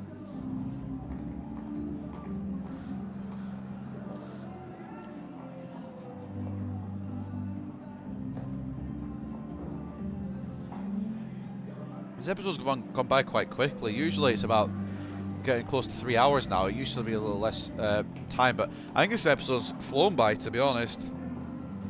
I love how we started with a 1-1 draw against Fulham, and now we're at 7-0 against Birmingham. It just shows that this game has no balance to it whatsoever. Although Birmingham and Fulham are different teams. So inbox messages then. Let's see. They're going to congratulate me on my 7-0. No, match rescheduled. We've got... Oh my god, we've actually been... Mate, this is... I love this. I love this FA Cup run. We got Huddersfield in the semi-final. So we'll see you at Wembley, ladies and gentlemen. I think the FA Cup semi-final is actually at Wembley anyway, but we'll see you at Wembley. See you for the FA Cup final. Unless Huddersfield pull off something insane. This is the easiest round we have ever had. So third round, who did we have? Third round we have Fulham. Probably our most difficult team in the tournament, to be honest. Fulham was the most difficult team we've had. Then that round of 32, we had Cambridge. Round of 16, we had Blackburn. Quarterfinals, we have Birmingham. Semi-finals, we have Huddersfield. I feel like a Mickey Mouse this fucking cup, to be honest. And surely we've had the home advantage every time, by the way, as well. We've been at home for every cup tie. I feel like we've bought the FA Cup this year. But also, semi-final against Huddersfield. So realistically, we will be facing either Spurs or Villa in the final. So at least it'll be an entertaining final, even if the route there has been literally we just walked our way through without any issue. Players on international duty, we're going to have some men go away for a little bit between the 19th and the 25th of March. Luke Shaw for England, Raphael Varane for France, Alban Lafont for France, Scott McTominay for Scotland, Diogo Dalot for Portugal, Bruno Fernandes for Portugal, Terrell Malacia for Netherlands, Lisandro Martinez for Argentina, and Youssoufa Moukoko for Germany. I'm assuming that's Euro. I was going to say it's Euro qualifiers, but then Martinez is going away. So I don't know why some people haven't been picked, but I mean, I don't like football anymore. I felt every bloody second. I'm just going to go into the records here and see if that is our actual biggest win. It is a biggest win. Birmingham 7-0. Our biggest defeat's only 3-0. That's not bad, you know. I mean, it is against City, but you know, it's all right. My God, overall. Let's see if anyone wants us after that. Spurs, PSG. I mean, it's not bad choices. PSG. Oh, I thought I said PSG were fourth. Spurs are fourth. PSG are second. Interesting jobs, to be fair. And we'll look at what's going on here. But anyway, up next, the second leg. I mean, we're already 1 foot into the final. Not for any fault of my own. It's through their goalkeeper's fault. We didn't deserve to win that first leg 4-1. So we did, though, didn't we? So we were just good, I guess. Taking a look at the news then before we get into the last game of today's ep. Fernandes net his braces. Man United grab win over Birmingham. Fernandes got his name on score sheet for Manchester United. There's 7-0 win against Birmingham City. Man United does super run. This FA Cup, we've Mickey Mouse the FA Cup fully. Manchester United fans are no doubt excited at the prospect of a top-notch performance from their team, who will be hoping to bring a run of winning form into the upcoming game. We're in great form, reserve Manchester United captain Fernandes, and I expect to see us build on that. And then we went and did it, 7-0. This week's performers, if it's not all United: Luke Shaw, Armel Bella-Kotchap, Jadon Sancho, Scott McTominay, Bruno Fernandes, Amad Diallo, all in there. Remind me as well to check the Premier League table just to see how many games in hand we are in, or how many games in hand we have, and how far we've fallen down the league. But now it's going to be a big, bumpy ride for the second leg. Porto are going to need a miracle. Because, I mean, it wasn't meant to be, it should have been a 4-1. But their goalkeeper, I don't know, maybe he wants to sign for us, that's why he threw. But their goalkeeper didn't save anything. Manchester United take a significant 3-goal advantage into the second leg, which might mean Johnson's focus is already on possible future opponents. However, football has taught us if anything's possible if you're willing to fight for 90 minutes and more. Johnson shouldn't be careless about the game ahead. I mean, there's a chance that they could shock us. But I'm a bit more confident now it's 4-1. It really shouldn't be 4-1. Take a look at the other results in the first legs before we head in. Leipzig 2-2 with Basel. Napoli 1-0 over Lyon. Barcelona 3-2 over Nice. Juventus 2-1 over Ajax. Club Brugge 2-0 over Newcastle. Go on, Club Brugge. Knock out Newcastle for me. That'd be sick. Borussia Dortmund leading Getafe 2-0. And I don't really know who I'd want to go out of Milan and Arsenal because they're both tricky teams. So Milan and Arsenal 1-1 in aggregate at the moment. That'd be an interesting one to see who goes through. Not reminding you. Well, it will be on the Premier League after this anyway. It'll automatically show us. That's fine. Mad at me, alright. Just because your best players are playing like bad.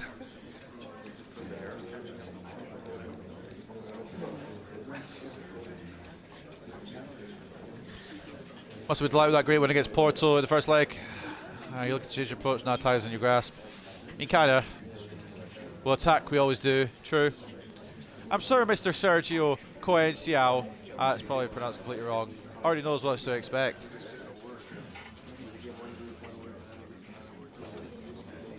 Have a good win, only a good win. That's a record win, mate. That's the episode title. Easy episode title. I wasn't meaning it to be, but you know, we're here. Clickbaiting people in. If we say record scoreline achieved, then like they'll be like, oh my god, and then they'll see it's Birmingham and be like, ah. But then they'll stay and watch the class that we put on. Kikit's great run going. That's what I expect from us. We expect quality. Again, we haven't lost since December.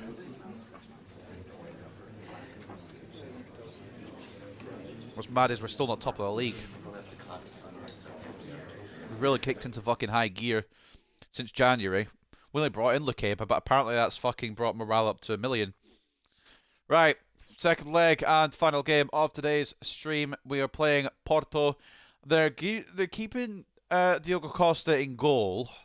Now that's definitely a choice. Might not be the correct choice, but it is definitely a choice. I was wanting to do Fernandez Shaba in this one, but Fernandez is tired. I was going to bring on Ericsson, but bloody hell. Fernandez popped off against Birmingham, so I guess we'll go Shaba Fred, which is what I said I was going to do as well. So we'll go Shaba Fred. Still not happy, still converting back to that cam position. Shaba and Fred in. Cam. We'll keep Casemiro in. We'll also keep De Gea in, I think. Lafont didn't give me too much confidence against either Birmingham or Porto, so we'll keep De Gea. Let Fred and Shabalala have a game off. They just did! Dalot, Varane, Martinez, and Malacia. Either you want them playing or you don't want them playing here, Jordan. I don't know what you want from me anymore. Bring in Laird. Bring in McCook. We'll go over on Martinez. That's fine. Malacia. That's fine as well. Casemiro, Fred, Shabalala, Sancho. Diallo. And Tammy. Probably the man to come off the bench if we need it because he's the least tired. Ericsson in there as well. Luke Shaw from Wan-Bissaka. In fact, Luke Shaw could start. And we go like that. Except Casemiro will be captain. How dare you? I just realised last second. So that is the team for the second leg of the Europa League Round of 16. David De Gea in goal, captaining the side today from the back. Shaw and Laird as the fullbacks. Martinez and Varane as the centre-backs. Casemiro CDM. Fred centre mid. Shabalala cam. Sancho off the left. Diallo off the right. And Makoko. We'll try him up top on his own. I don't know if it'll go well, but it's a better chance as any to try it because we do have a 4-1 lead. I want them playing every fixture, but I just can't handle the Shabalala and Fred hate. It's not hate, it's honesty. Put the other games on as well, just for entertainment value. I don't remember the first leg scores, so I won't remember who's actually going to be winning, but we go into it. And well, I mean, it's just a matter of holding on, innit? We're going to go defensive. There's no point in trying too hard.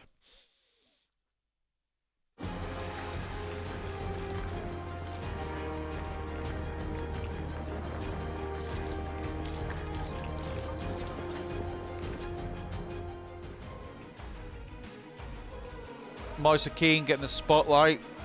3-3 for the young Porto striker. Disco one past us in the first leg. That was where their Porto goal came from.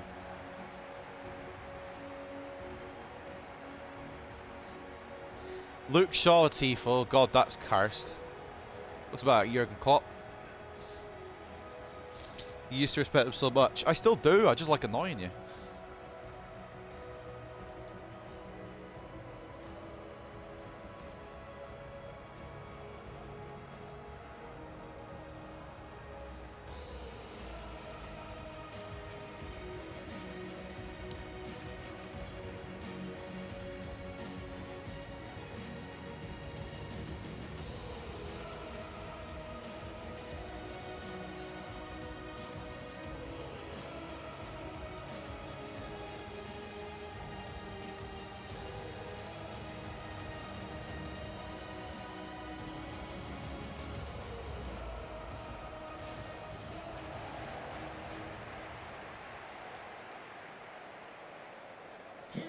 Diallo's had quite a lot of game time this episode, and that's purely because we've had cup games. There's quite a lot of rotation today, quite a lot of game time for some of the for some of the smaller names that don't usually get as much. Mokoko's been involved a bit more, Laird's been involved a bit more, Diallo as well. Diallo's been making the most of his chances as well, to be fair to him. I mean, I'd like to get some goals, but it's really just a matter of holding on, innit? And we know if we shoot at Diogo Costa, it'll go in. So, I mean, there's no worries on scoring. It's just making sure they don't score enough to make us into a competitive second leg. We can just chill, get our way through. That number 22 looks a bit like Vinicius. I know it's not Vinicius, but Wendell. Imagine if it had been Vinicius, I would have shat myself. But I mean, Porto need a big effort here at the Theatre of Dreams. And I personally, with the greatest respect, I don't think they have it in them. We don't even need. I could just pass it around the back for 90 minutes. I'm not going to, but that's what I could do. Laird. Put to Ahmad. Tackle by Wendell.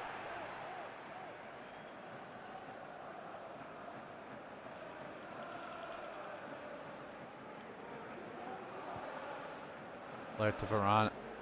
Fred. We can just outpossess him like we usually do with most teams. Is Ahmad onside? He is. Ball in is absolutely arse. And Porto will get it away.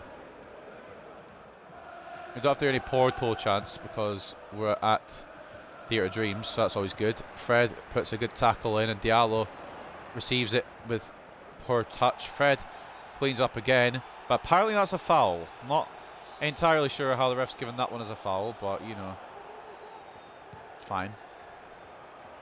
Keen to target. Varane, the interceptor. Fred off to Shabalala. And on the number 7 goes out to Sancho. Makoko. Oh, I pressed the wrong button. Diallo. Oh, it doesn't matter. Yeah, this goalkeeper is shit. I pressed the wrong button. I chipped it by accident. I fat-fingered LB, I'm not going to lie. And the ball still comes back to me and I still score. This might be the worst goalkeeper I've come up against ever. And we just beat Birmingham 7-0. I still say Etheridge is better than Costa. Every shot we've had on goal on this man, we've scored. The scoreline in this round of 16 does not reflect the game at all. We've had 5 shots on target over the 2 legs, and all 5 of them have gone in. Ahmad with 3 goals in 8 matches in the Europa League now. He's had a bit of an episode, hasn't he? 1-0 United, and even if we were worried, I mean, Porto need to climb a massive hill now. The climb was difficult enough. It's like climbing Mount Everest without the oxygen tanks. That's what they're going to have to do today. Diallo's found his shoes today. Oh, he sent him to the floor, idiot. In all seriousness, if it wasn't for that record win, Diallo might get the episode title. He's been a little wonder off this side. Okay, right. So the pass was meant to go to Laird. Oh, what a tackle. I don't know if it was clean, but Porto still have the ball, so we'll never know. I think it was. Varane towards... Well, it was meant to be towards Fred. It's locked onto Makoko instead. Have I actually knocked the... I don't think I did. I think it's still world class with sliders. It feels like I've knocked the difficulty down.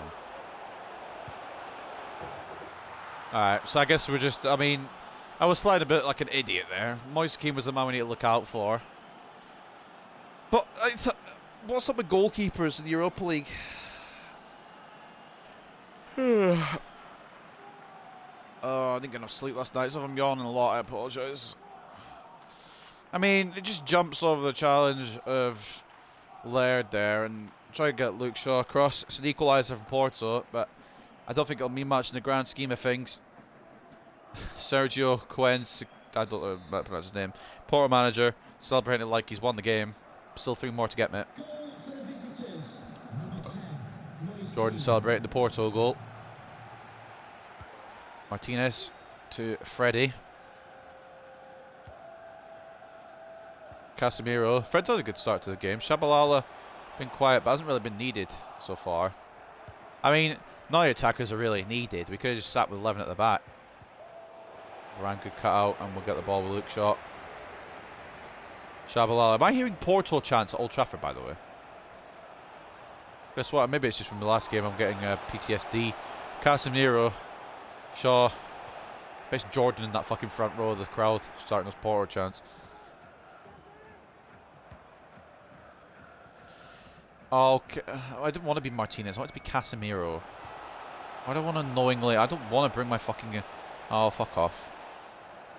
Moise Keane's actually quite good. Maybe a striker option we should have looked a bit more into, but I think he was on loan for a while at Juve, wasn't he? Ow.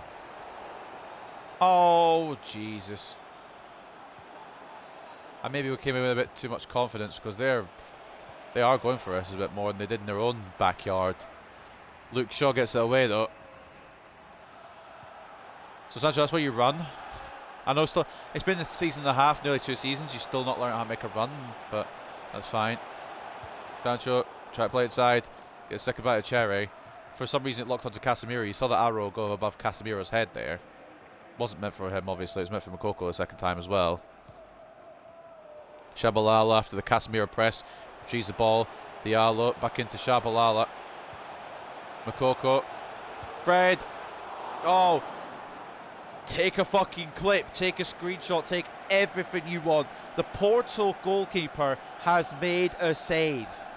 Write it down in history, ladies and gents. Sancho to deliver this towards Luke Shaw. And there's a header that's not going to go anywhere near.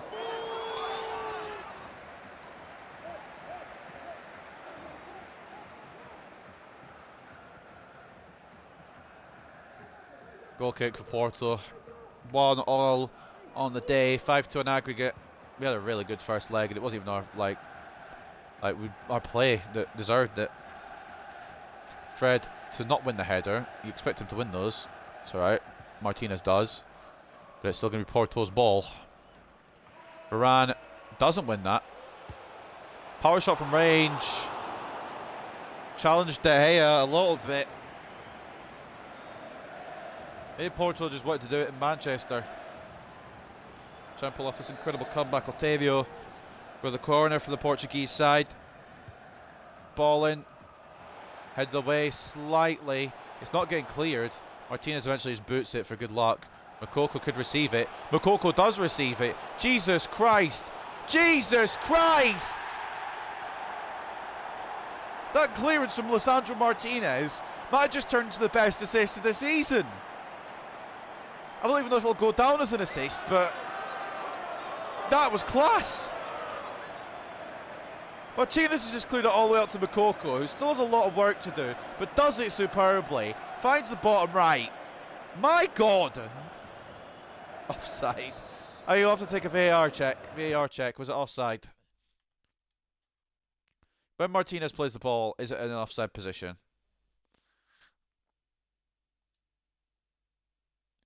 Mokoko's in his own half.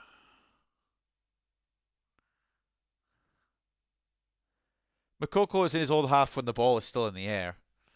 So unfortunately, no offside. Takes the ball down perfectly and finishes it into the bottom right. Fair play, Moukoko. But I mean, Martinez just yeeted it Straight into the path. I really hope that counts as an assist, because if it doesn't, then that's not fair, but I don't think it will somehow. Have that, idiot. Sorry, I'm getting a bit sicker. Oh, it's fuck off! Is it yellow card? For what? What's the... No, no, no. Show me the foul, then. I want to see why it's a yellow card. I mean, I know why it's a yellow card. I just want to see the foul again. Fucking Moise Keane, man. That, yeah, it is a yellow card. I just want to see the foul again. Does my leg go through him, by the way? Like, actually through him? It goes through his first leg, right? Oh, no, his leg goes through his own leg. Never mind. That's why I was getting confused. Should have been a red. Yeah, to be fair. Varane's a little bit clumsy. A little bit clunky. I don't think he'll move on this summer, but maybe season 3 summer. After season 3. Fred, try to find a way past Aidu. Inside to Moukoko. Tried to slot it in the near post. I assumed it would be enough to beat the goalkeeper. Shabalala, great deception, but can't hold on. I assumed a near post shot would be enough to beat the keeper. The way that Costa's been these legs here. Varane off to Shabalala. Into Sancho. On to Fred. Oh. Unlucky from the number 17. Just off target. Shabalala's been a bit more noisy in this game. His passing's been sublime. Fred's been running in the field as well. Fred Shabalala midfield is good in the Europa, it looks like. Costa looking for Costa. Shabalala literally climbed the man to win that. Fighting for the badge. Casemiro puts a foot in. Shabalala out to Sancho, the class ball here. And Sancho can make the move if he wants to, and he does want to. He's feeling it. He's feeling himself here, number 25. Player of the month, Jadon Sancho. Crosses it a touch too late. Tries to find Diallo. Casemiro keeps it alive. On to Fred. Moukoko closed down. And the break. I think it's the same as it was in the first leg. A 2-1 lead for us at half time, but it should be us that go through now. We've not even, I'd argue we've been better today than we were in the away leg, and yet we've got less goals.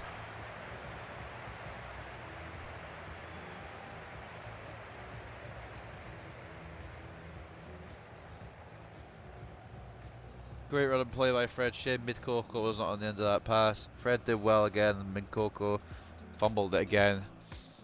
Mokoko's been great today, though. That goal from the Martinez launch was perfect. Leipzig looked like they were going to get past Basel, I believe. I think it was a draw between those two. I'm trying to remember the aggregate scorelines beforehand.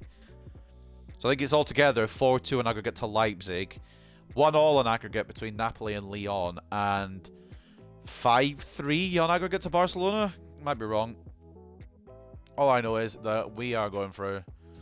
We'll await the rest of the competition in the next round.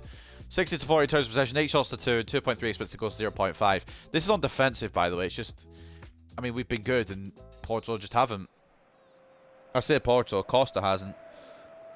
Moukoko's no own goal, to be honest. It's gone down to the credit of Moukoko, so I'm not sure what the VAR at the end of the game. Oh, Leach, that's a yellow card. I won't even sympathise with the cunt there. That is a yellow card. How have they got... Sorry, no. How have they got through? Shabalala brings it away. Shabalala could play Moukoko through here. I don't know what's going on with Porto. I don't know how Moukoko's not taking that on either, to be fair. Nathan Laird, another one who's got a definite future at this club. He's been class. And I was thinking of maybe bringing a backup right back to replace Wan-Bissaka. Maybe we already have him at the club. Maybe we already have our fucking Wan-Bissaka replacement. Jesus Christ. You don't know if you don't try, I suppose. But you need 4 goals, lads. Maybe don't try stupid long shots. Just a bit friendly advice. Ahmad. Coming off the right. Just takes on everyone. Doesn't give a shit. Laird to swing one in towards Jadon. Was meant to be a header. But you got to give him credit for trying. There's the Yeller from Martins. It was a yellow card as well. I tried to time it perfectly. I missed it, but not going to sympathise. Both the centre backs on yellows now. Mid Coco again. Well, I'm not too fussed because we've done enough to advance now. It's just a matter of running down the clock. As long as Varane and Martinez do not get sent off, should be fine. Offside. Varane was asking for it, and it was a correct call. Galeno moving a little too early. Also pulling Laird forward was a smart move as well. Oh yeah, okay, well, I see why Varane was complaining. It's miles off. Porto chants being drowned out by the chants of the Manchester United fans. They know they're making it to the Europa League quarterfinals for the second season in a row. I don't know what the fuck's happening here. Has that been given against me? I swear he lunged into me. I want to watch this back. Right, let's just VAR this one. Fred has the ball.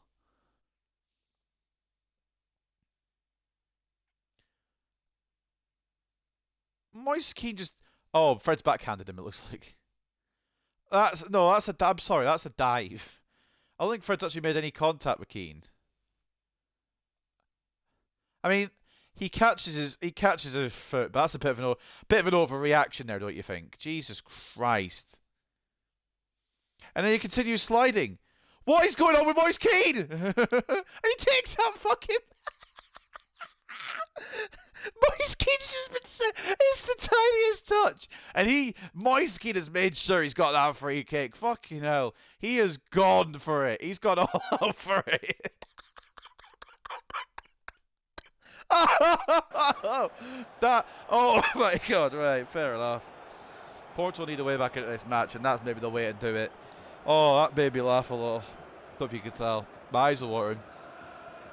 Fred catches him the tiniest bit, and he suddenly just flies across the pitch into Laird and off the pitch for a free kick. Imagine if he scored from that free kick. That would have been scenes. Sancho looking counter past Nanu. I think with ease. I think Sancho has the pace advantage even with the sliders. He sees an option. The option is Shaw, who has left the ball behind and then can't make the pass to Shabalala. Alright, cool. Great. I've got two centre-backs to defend, both on yellow cards. Leach at, mate. This ref will give anything, just watch out, fella. I've Varane the one to commit. I mean, they're strong tackles, but they're clean ones, so... No sending offs just yet. Luke Shaw gets in the way. This has been chaos. Looked like your Fall Guys character. Yeah, just didn't stand up. Just kept going along the floor. Oh, I need to play that game again at some point. I hit the sponge well. I've barely played it since, if ever. Like, well, actually, at all. Everyone else is just kind of just bored of the game, and it kind of gets bored playing on your own. Is Otavio injured? I'm guessing is what's going on there. I don't really care, but I heard Otavio come up. I reckon we can make some changes, to be honest. I reckon one of them has to be one of the centre-backs. Probably most likely Varane. I think Martinez can keep his temper in check a bit more. Diallo. Sancho. I don't know where the striker is. Like, where was Makoko there? I've got to question the positioning of our number 69. Shaba. I'll keep them both on. It means you don't get the Norwich game, but it's fine. Actually, I want to bring on Ericsson, but we'll bring on McTominay just to short the defence, and we'll bring on Bella up for Varane. I do kind of want to bring on Ericsson, but we'll leave it because don't break something that's working, innit? I just want to bring off a defender as well in case that suspension. I don't want a suspension against whoever we get in the quarterfinals. This might be a goal for Evan Nielsen. Good save, De Gea. Good read.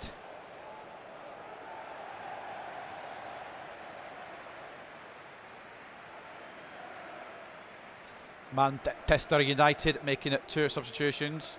Porto, I think, making the first substitution of this whole event. Otavio coming off for Varane. Maybe Otavio didn't feel he could continue. It's not going to matter. They're not going to continue in the Europa League anyway. Nearly in, to be fair, at the near post. I thought it might have snuck in. Bella up, losing possession. Oh my god, what sort of De Gea save is that? Collisions all over the place. Bella trying to make amends. Nearly got his head taken off. Ahmad. He's on a good episode today. We covered that already. Makoko wanting it. Makoko getting it. But I think he might have gone straight offside. Doesn't matter because we've not got the ball anyway. Bella Kotchat pushing forward. Try to find a pass to Makoko. I love that the fucking centre back is pushing forward, even though like they can still score. Ethan Laird, great tracking back. Like I said, I don't think we need to find a Wan-Bissaka replacement. Maybe for passing because that was fucking awful. But I think we have our Wan-Bissaka replacement ready to go. Because he has been class when he's played. Right, Laird, I'm trying to pick you up here, mate, and you're just shitting up every pass now. That's going to go wide. You know, you try to hype something up and then you just start playing like shit. Fuck, I'll have Malassi come in and see out the game.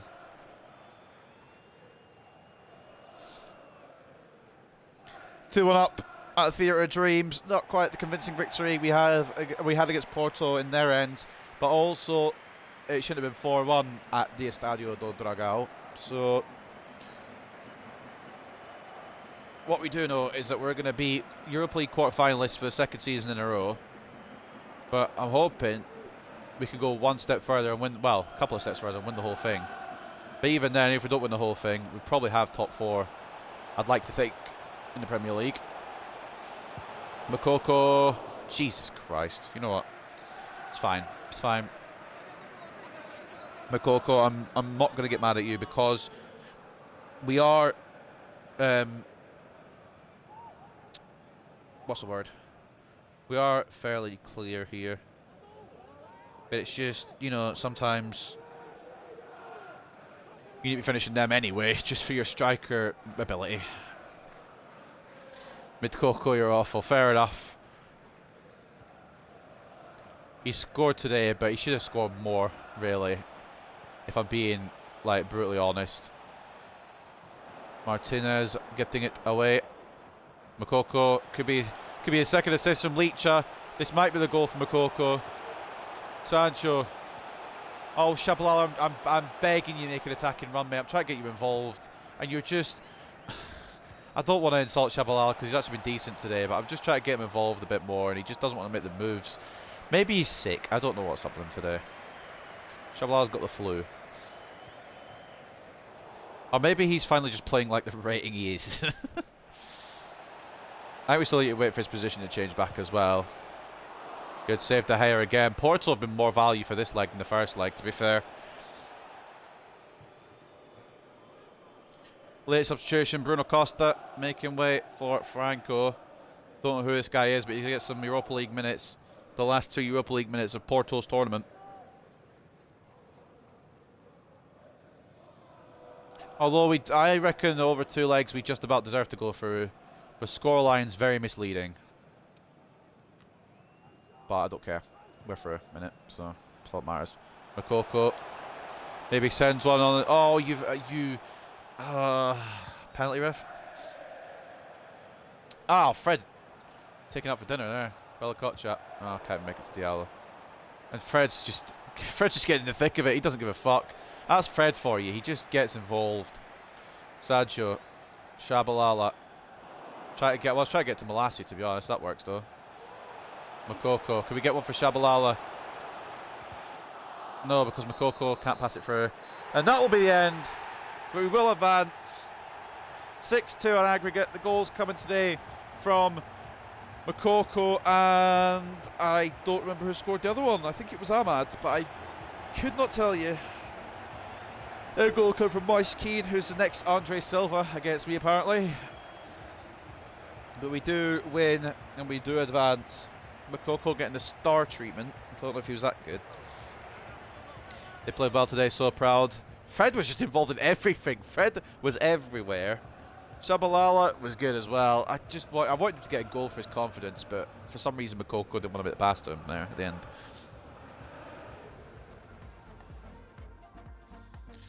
Right. Take a look then at the statistics, fam. Yeah, Porto deserved more out of the second leg at least, even if they deserved nothing out of the first leg. But we were better as well the second leg too. 57 to 43 in terms of possession, 10 shots to 9 and 3.3 expected goals to 1.9. Taking a look at the ratings. Man of El match goes to Ahmad, which is fair enough. He's been a little fucking beast over these Europa League legs. Goal for him at 7.9. Another man who I'm glad that FIFA has realised had a fucking game and a half. Ethan Laird. Bloody class at right back today. Lisandro Martinez, we know he's usually good, and he actually has been credited the assist for the Makoko goal, so I respect that from the game as well. 7.8 from Martinez. Did get a booking, but that didn't hinder his performance too much. David De Gea was 7.7. Like I said, Porto came with more firepower. I'm glad we had De Gea rather than Lafont. 7 shots on goal, 6 on target. Did concede that early one, which I was a little concerned about, but he really made up for it later on in the game, so he had a few good one-on-ones, so fair play to him. Makoko with I guess technically the winner, but it was really the goal to put us 4 clear on aggregate. Goal 7.5 for Yusufa Makoko. Jadon Sancho off the left, not as good as he was last episode, but still not bad. Fred with 6.7 deserves a whole lot more rating from me, if I'm personally honest. Making every pass complete, nearly making all his dribbles as well. The tackling maybe is what let him down a little bit, and the fouls as well potentially. But I think Fred deserves it more at 6.7. Shabalala, quiet again, but he deserved more at 6.5 as well. Casemiro was not Casemiro today, and I think we may have to move on Casemiro at some point. I mean, he's 90 rated still, but he just doesn't feel as good as he did when we first started this career mode off. Man of the match for Porto was Wendell at left back. Tried to deal with Diallo and got 7.9 for his efforts, but I think it was more of his attacking play and his defensive play what we were focusing on there with the 7.9. 7.8 for Evan Nielsen and an assist, 7.7 and a goal for Moise Keane, who seems to be our Andre Silva again in the Europa League, but we don't have to worry about him anymore because they're gone. Diogo Costa in the goal today, actually made some saves, 4 shots, 2 saves, 2 conceded. We will advance 6-2 in aggregate, and we will move on to the post-match Inti. 76 is a good rate for backup right back. He's perfect for a backup. He'll grow in rating as well. Yeah, I don't think we need to make a. I think we need to make a signing. I think we could just get on with it with big boy Laird. Leipzig win 3-0 in their second leg to go 5-2 in aggregate into the quarterfinals. We won 2-1 in the second leg at the Theatre of Dreams to go through 6-2 on aggregate. Napoli lost 1-0 to Lyon on aggregate, and it went all the way to penalties, and Napoli are out. That's big. I'm really happy about that, because that means we'd have to come up against bloody... Well, I guess we'd have to come against Aussie men or Kvaratskhelia anyway, because one plays for us, and he's on the treatment table. I think one moved to Madrid, if I remember correctly. So we'd avoid Napoli anyway. Lyon go through on penalties.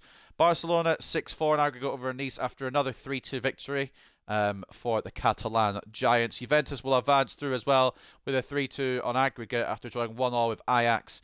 Club Brugge beat Newcastle at St James's Park 2-1 in the second leg to go 4-1 on aggregate, which means one of the English teams are out. Borussia Dortmund brushed past Getafe with 3-0 on aggregate after winning 1-0 in the second leg.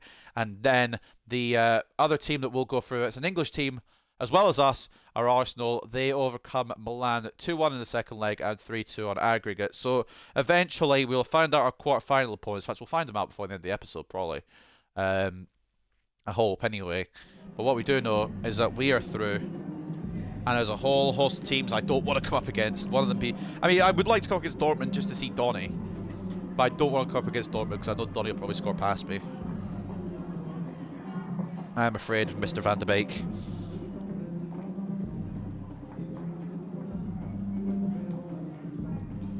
Does seem like a game of 2 halves. I don't know why we didn't Fred second half. Maybe because we didn't bloody need to. Our player did his job. Forgot you bought him from Napoli. Yeah, we did all that way back. I hate that he hasn't made an impact yet. Then he got a 7-month ACL. But hopefully season 3 will be his breakout season.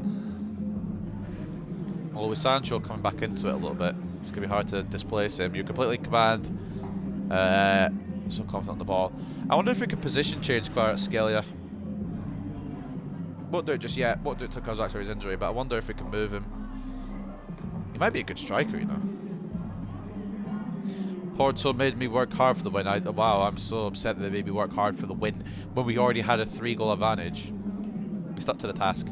Not giving anyone any credit from Porto. I'm not giving the credit to anybody, they don't deserve it because they smell. So we end the episode with a win. Inbox messages, probably match reschedulings once again. We're moving the Manchester Derby to a day later, moving the Liverpool game to a day later, and moving the Everton game to a day later, because I think those Europa League quarterfinals will fall in April. We get 1.2 million from qualifying past Portugal's Porto. We will advance up to see what the Premier League table looks like. We're probably about 3 games in hand at this point. International management offer from Poland. We're going to decline. We're only looking for the England job. Thank you very much. Even then, I'll probably just be skipping the friendlies. Standings then. Wowzer. We've got a lot of games in hand, but we're still second. How? How are we still second? My days. We are class. We've not even played and we're still second. Granted, even if we do win all 3 of our games, we're still 3 points behind City. I think they're going to bugger off with the title now, which is unfortunate, but it's just the way it is sometimes. But, I mean, that's brilliant that we are still in with a shout. A game in hand on Spurs. 3 games in hand on Chelsea. 2 games in hand on Liverpool. I don't think top 4 is a worry if we can get the correct results here. One of those 3 games in hand do come against Arsenal, though. That's the only issue. My only big qualm, really. Norwich as well. And then Bournemouth.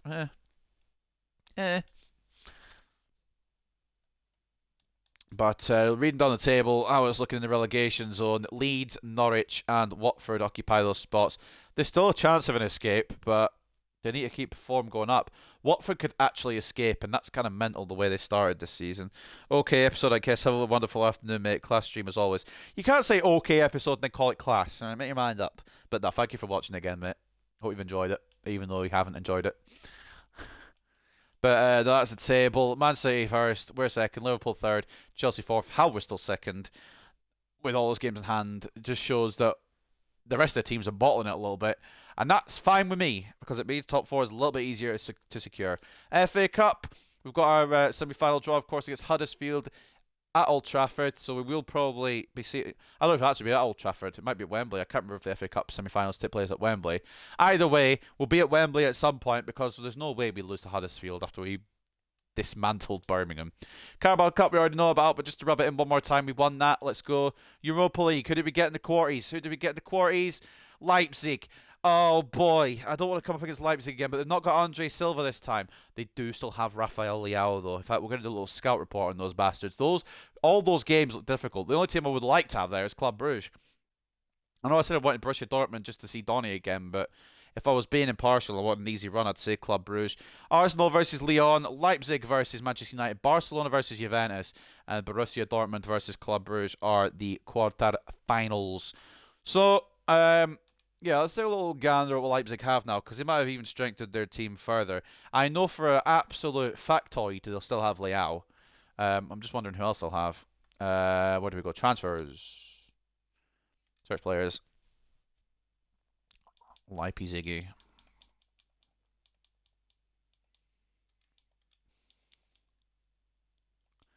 Where art thou, Leipzig? See what they've got. Alexandro, Angelino, Blasevic, Moussa Dembele. That's the other one that used to play for Celtic, isn't it? Not the. Well, it's a striker, so yes. They've still got Forsberg. Not really anything too special just yet. And then you stumble upon this man. I say that, and this man's here. Rafael Leao. And if I didn't have class wingers already, I'd maybe consider bringing him in. I forgot we sold Lindelof to Leipzig as well. Lindelof will be returning to Theatre of Dreams. That'll be an interesting one. Pedro Neto as well. Christopher... Oh, fucking hell.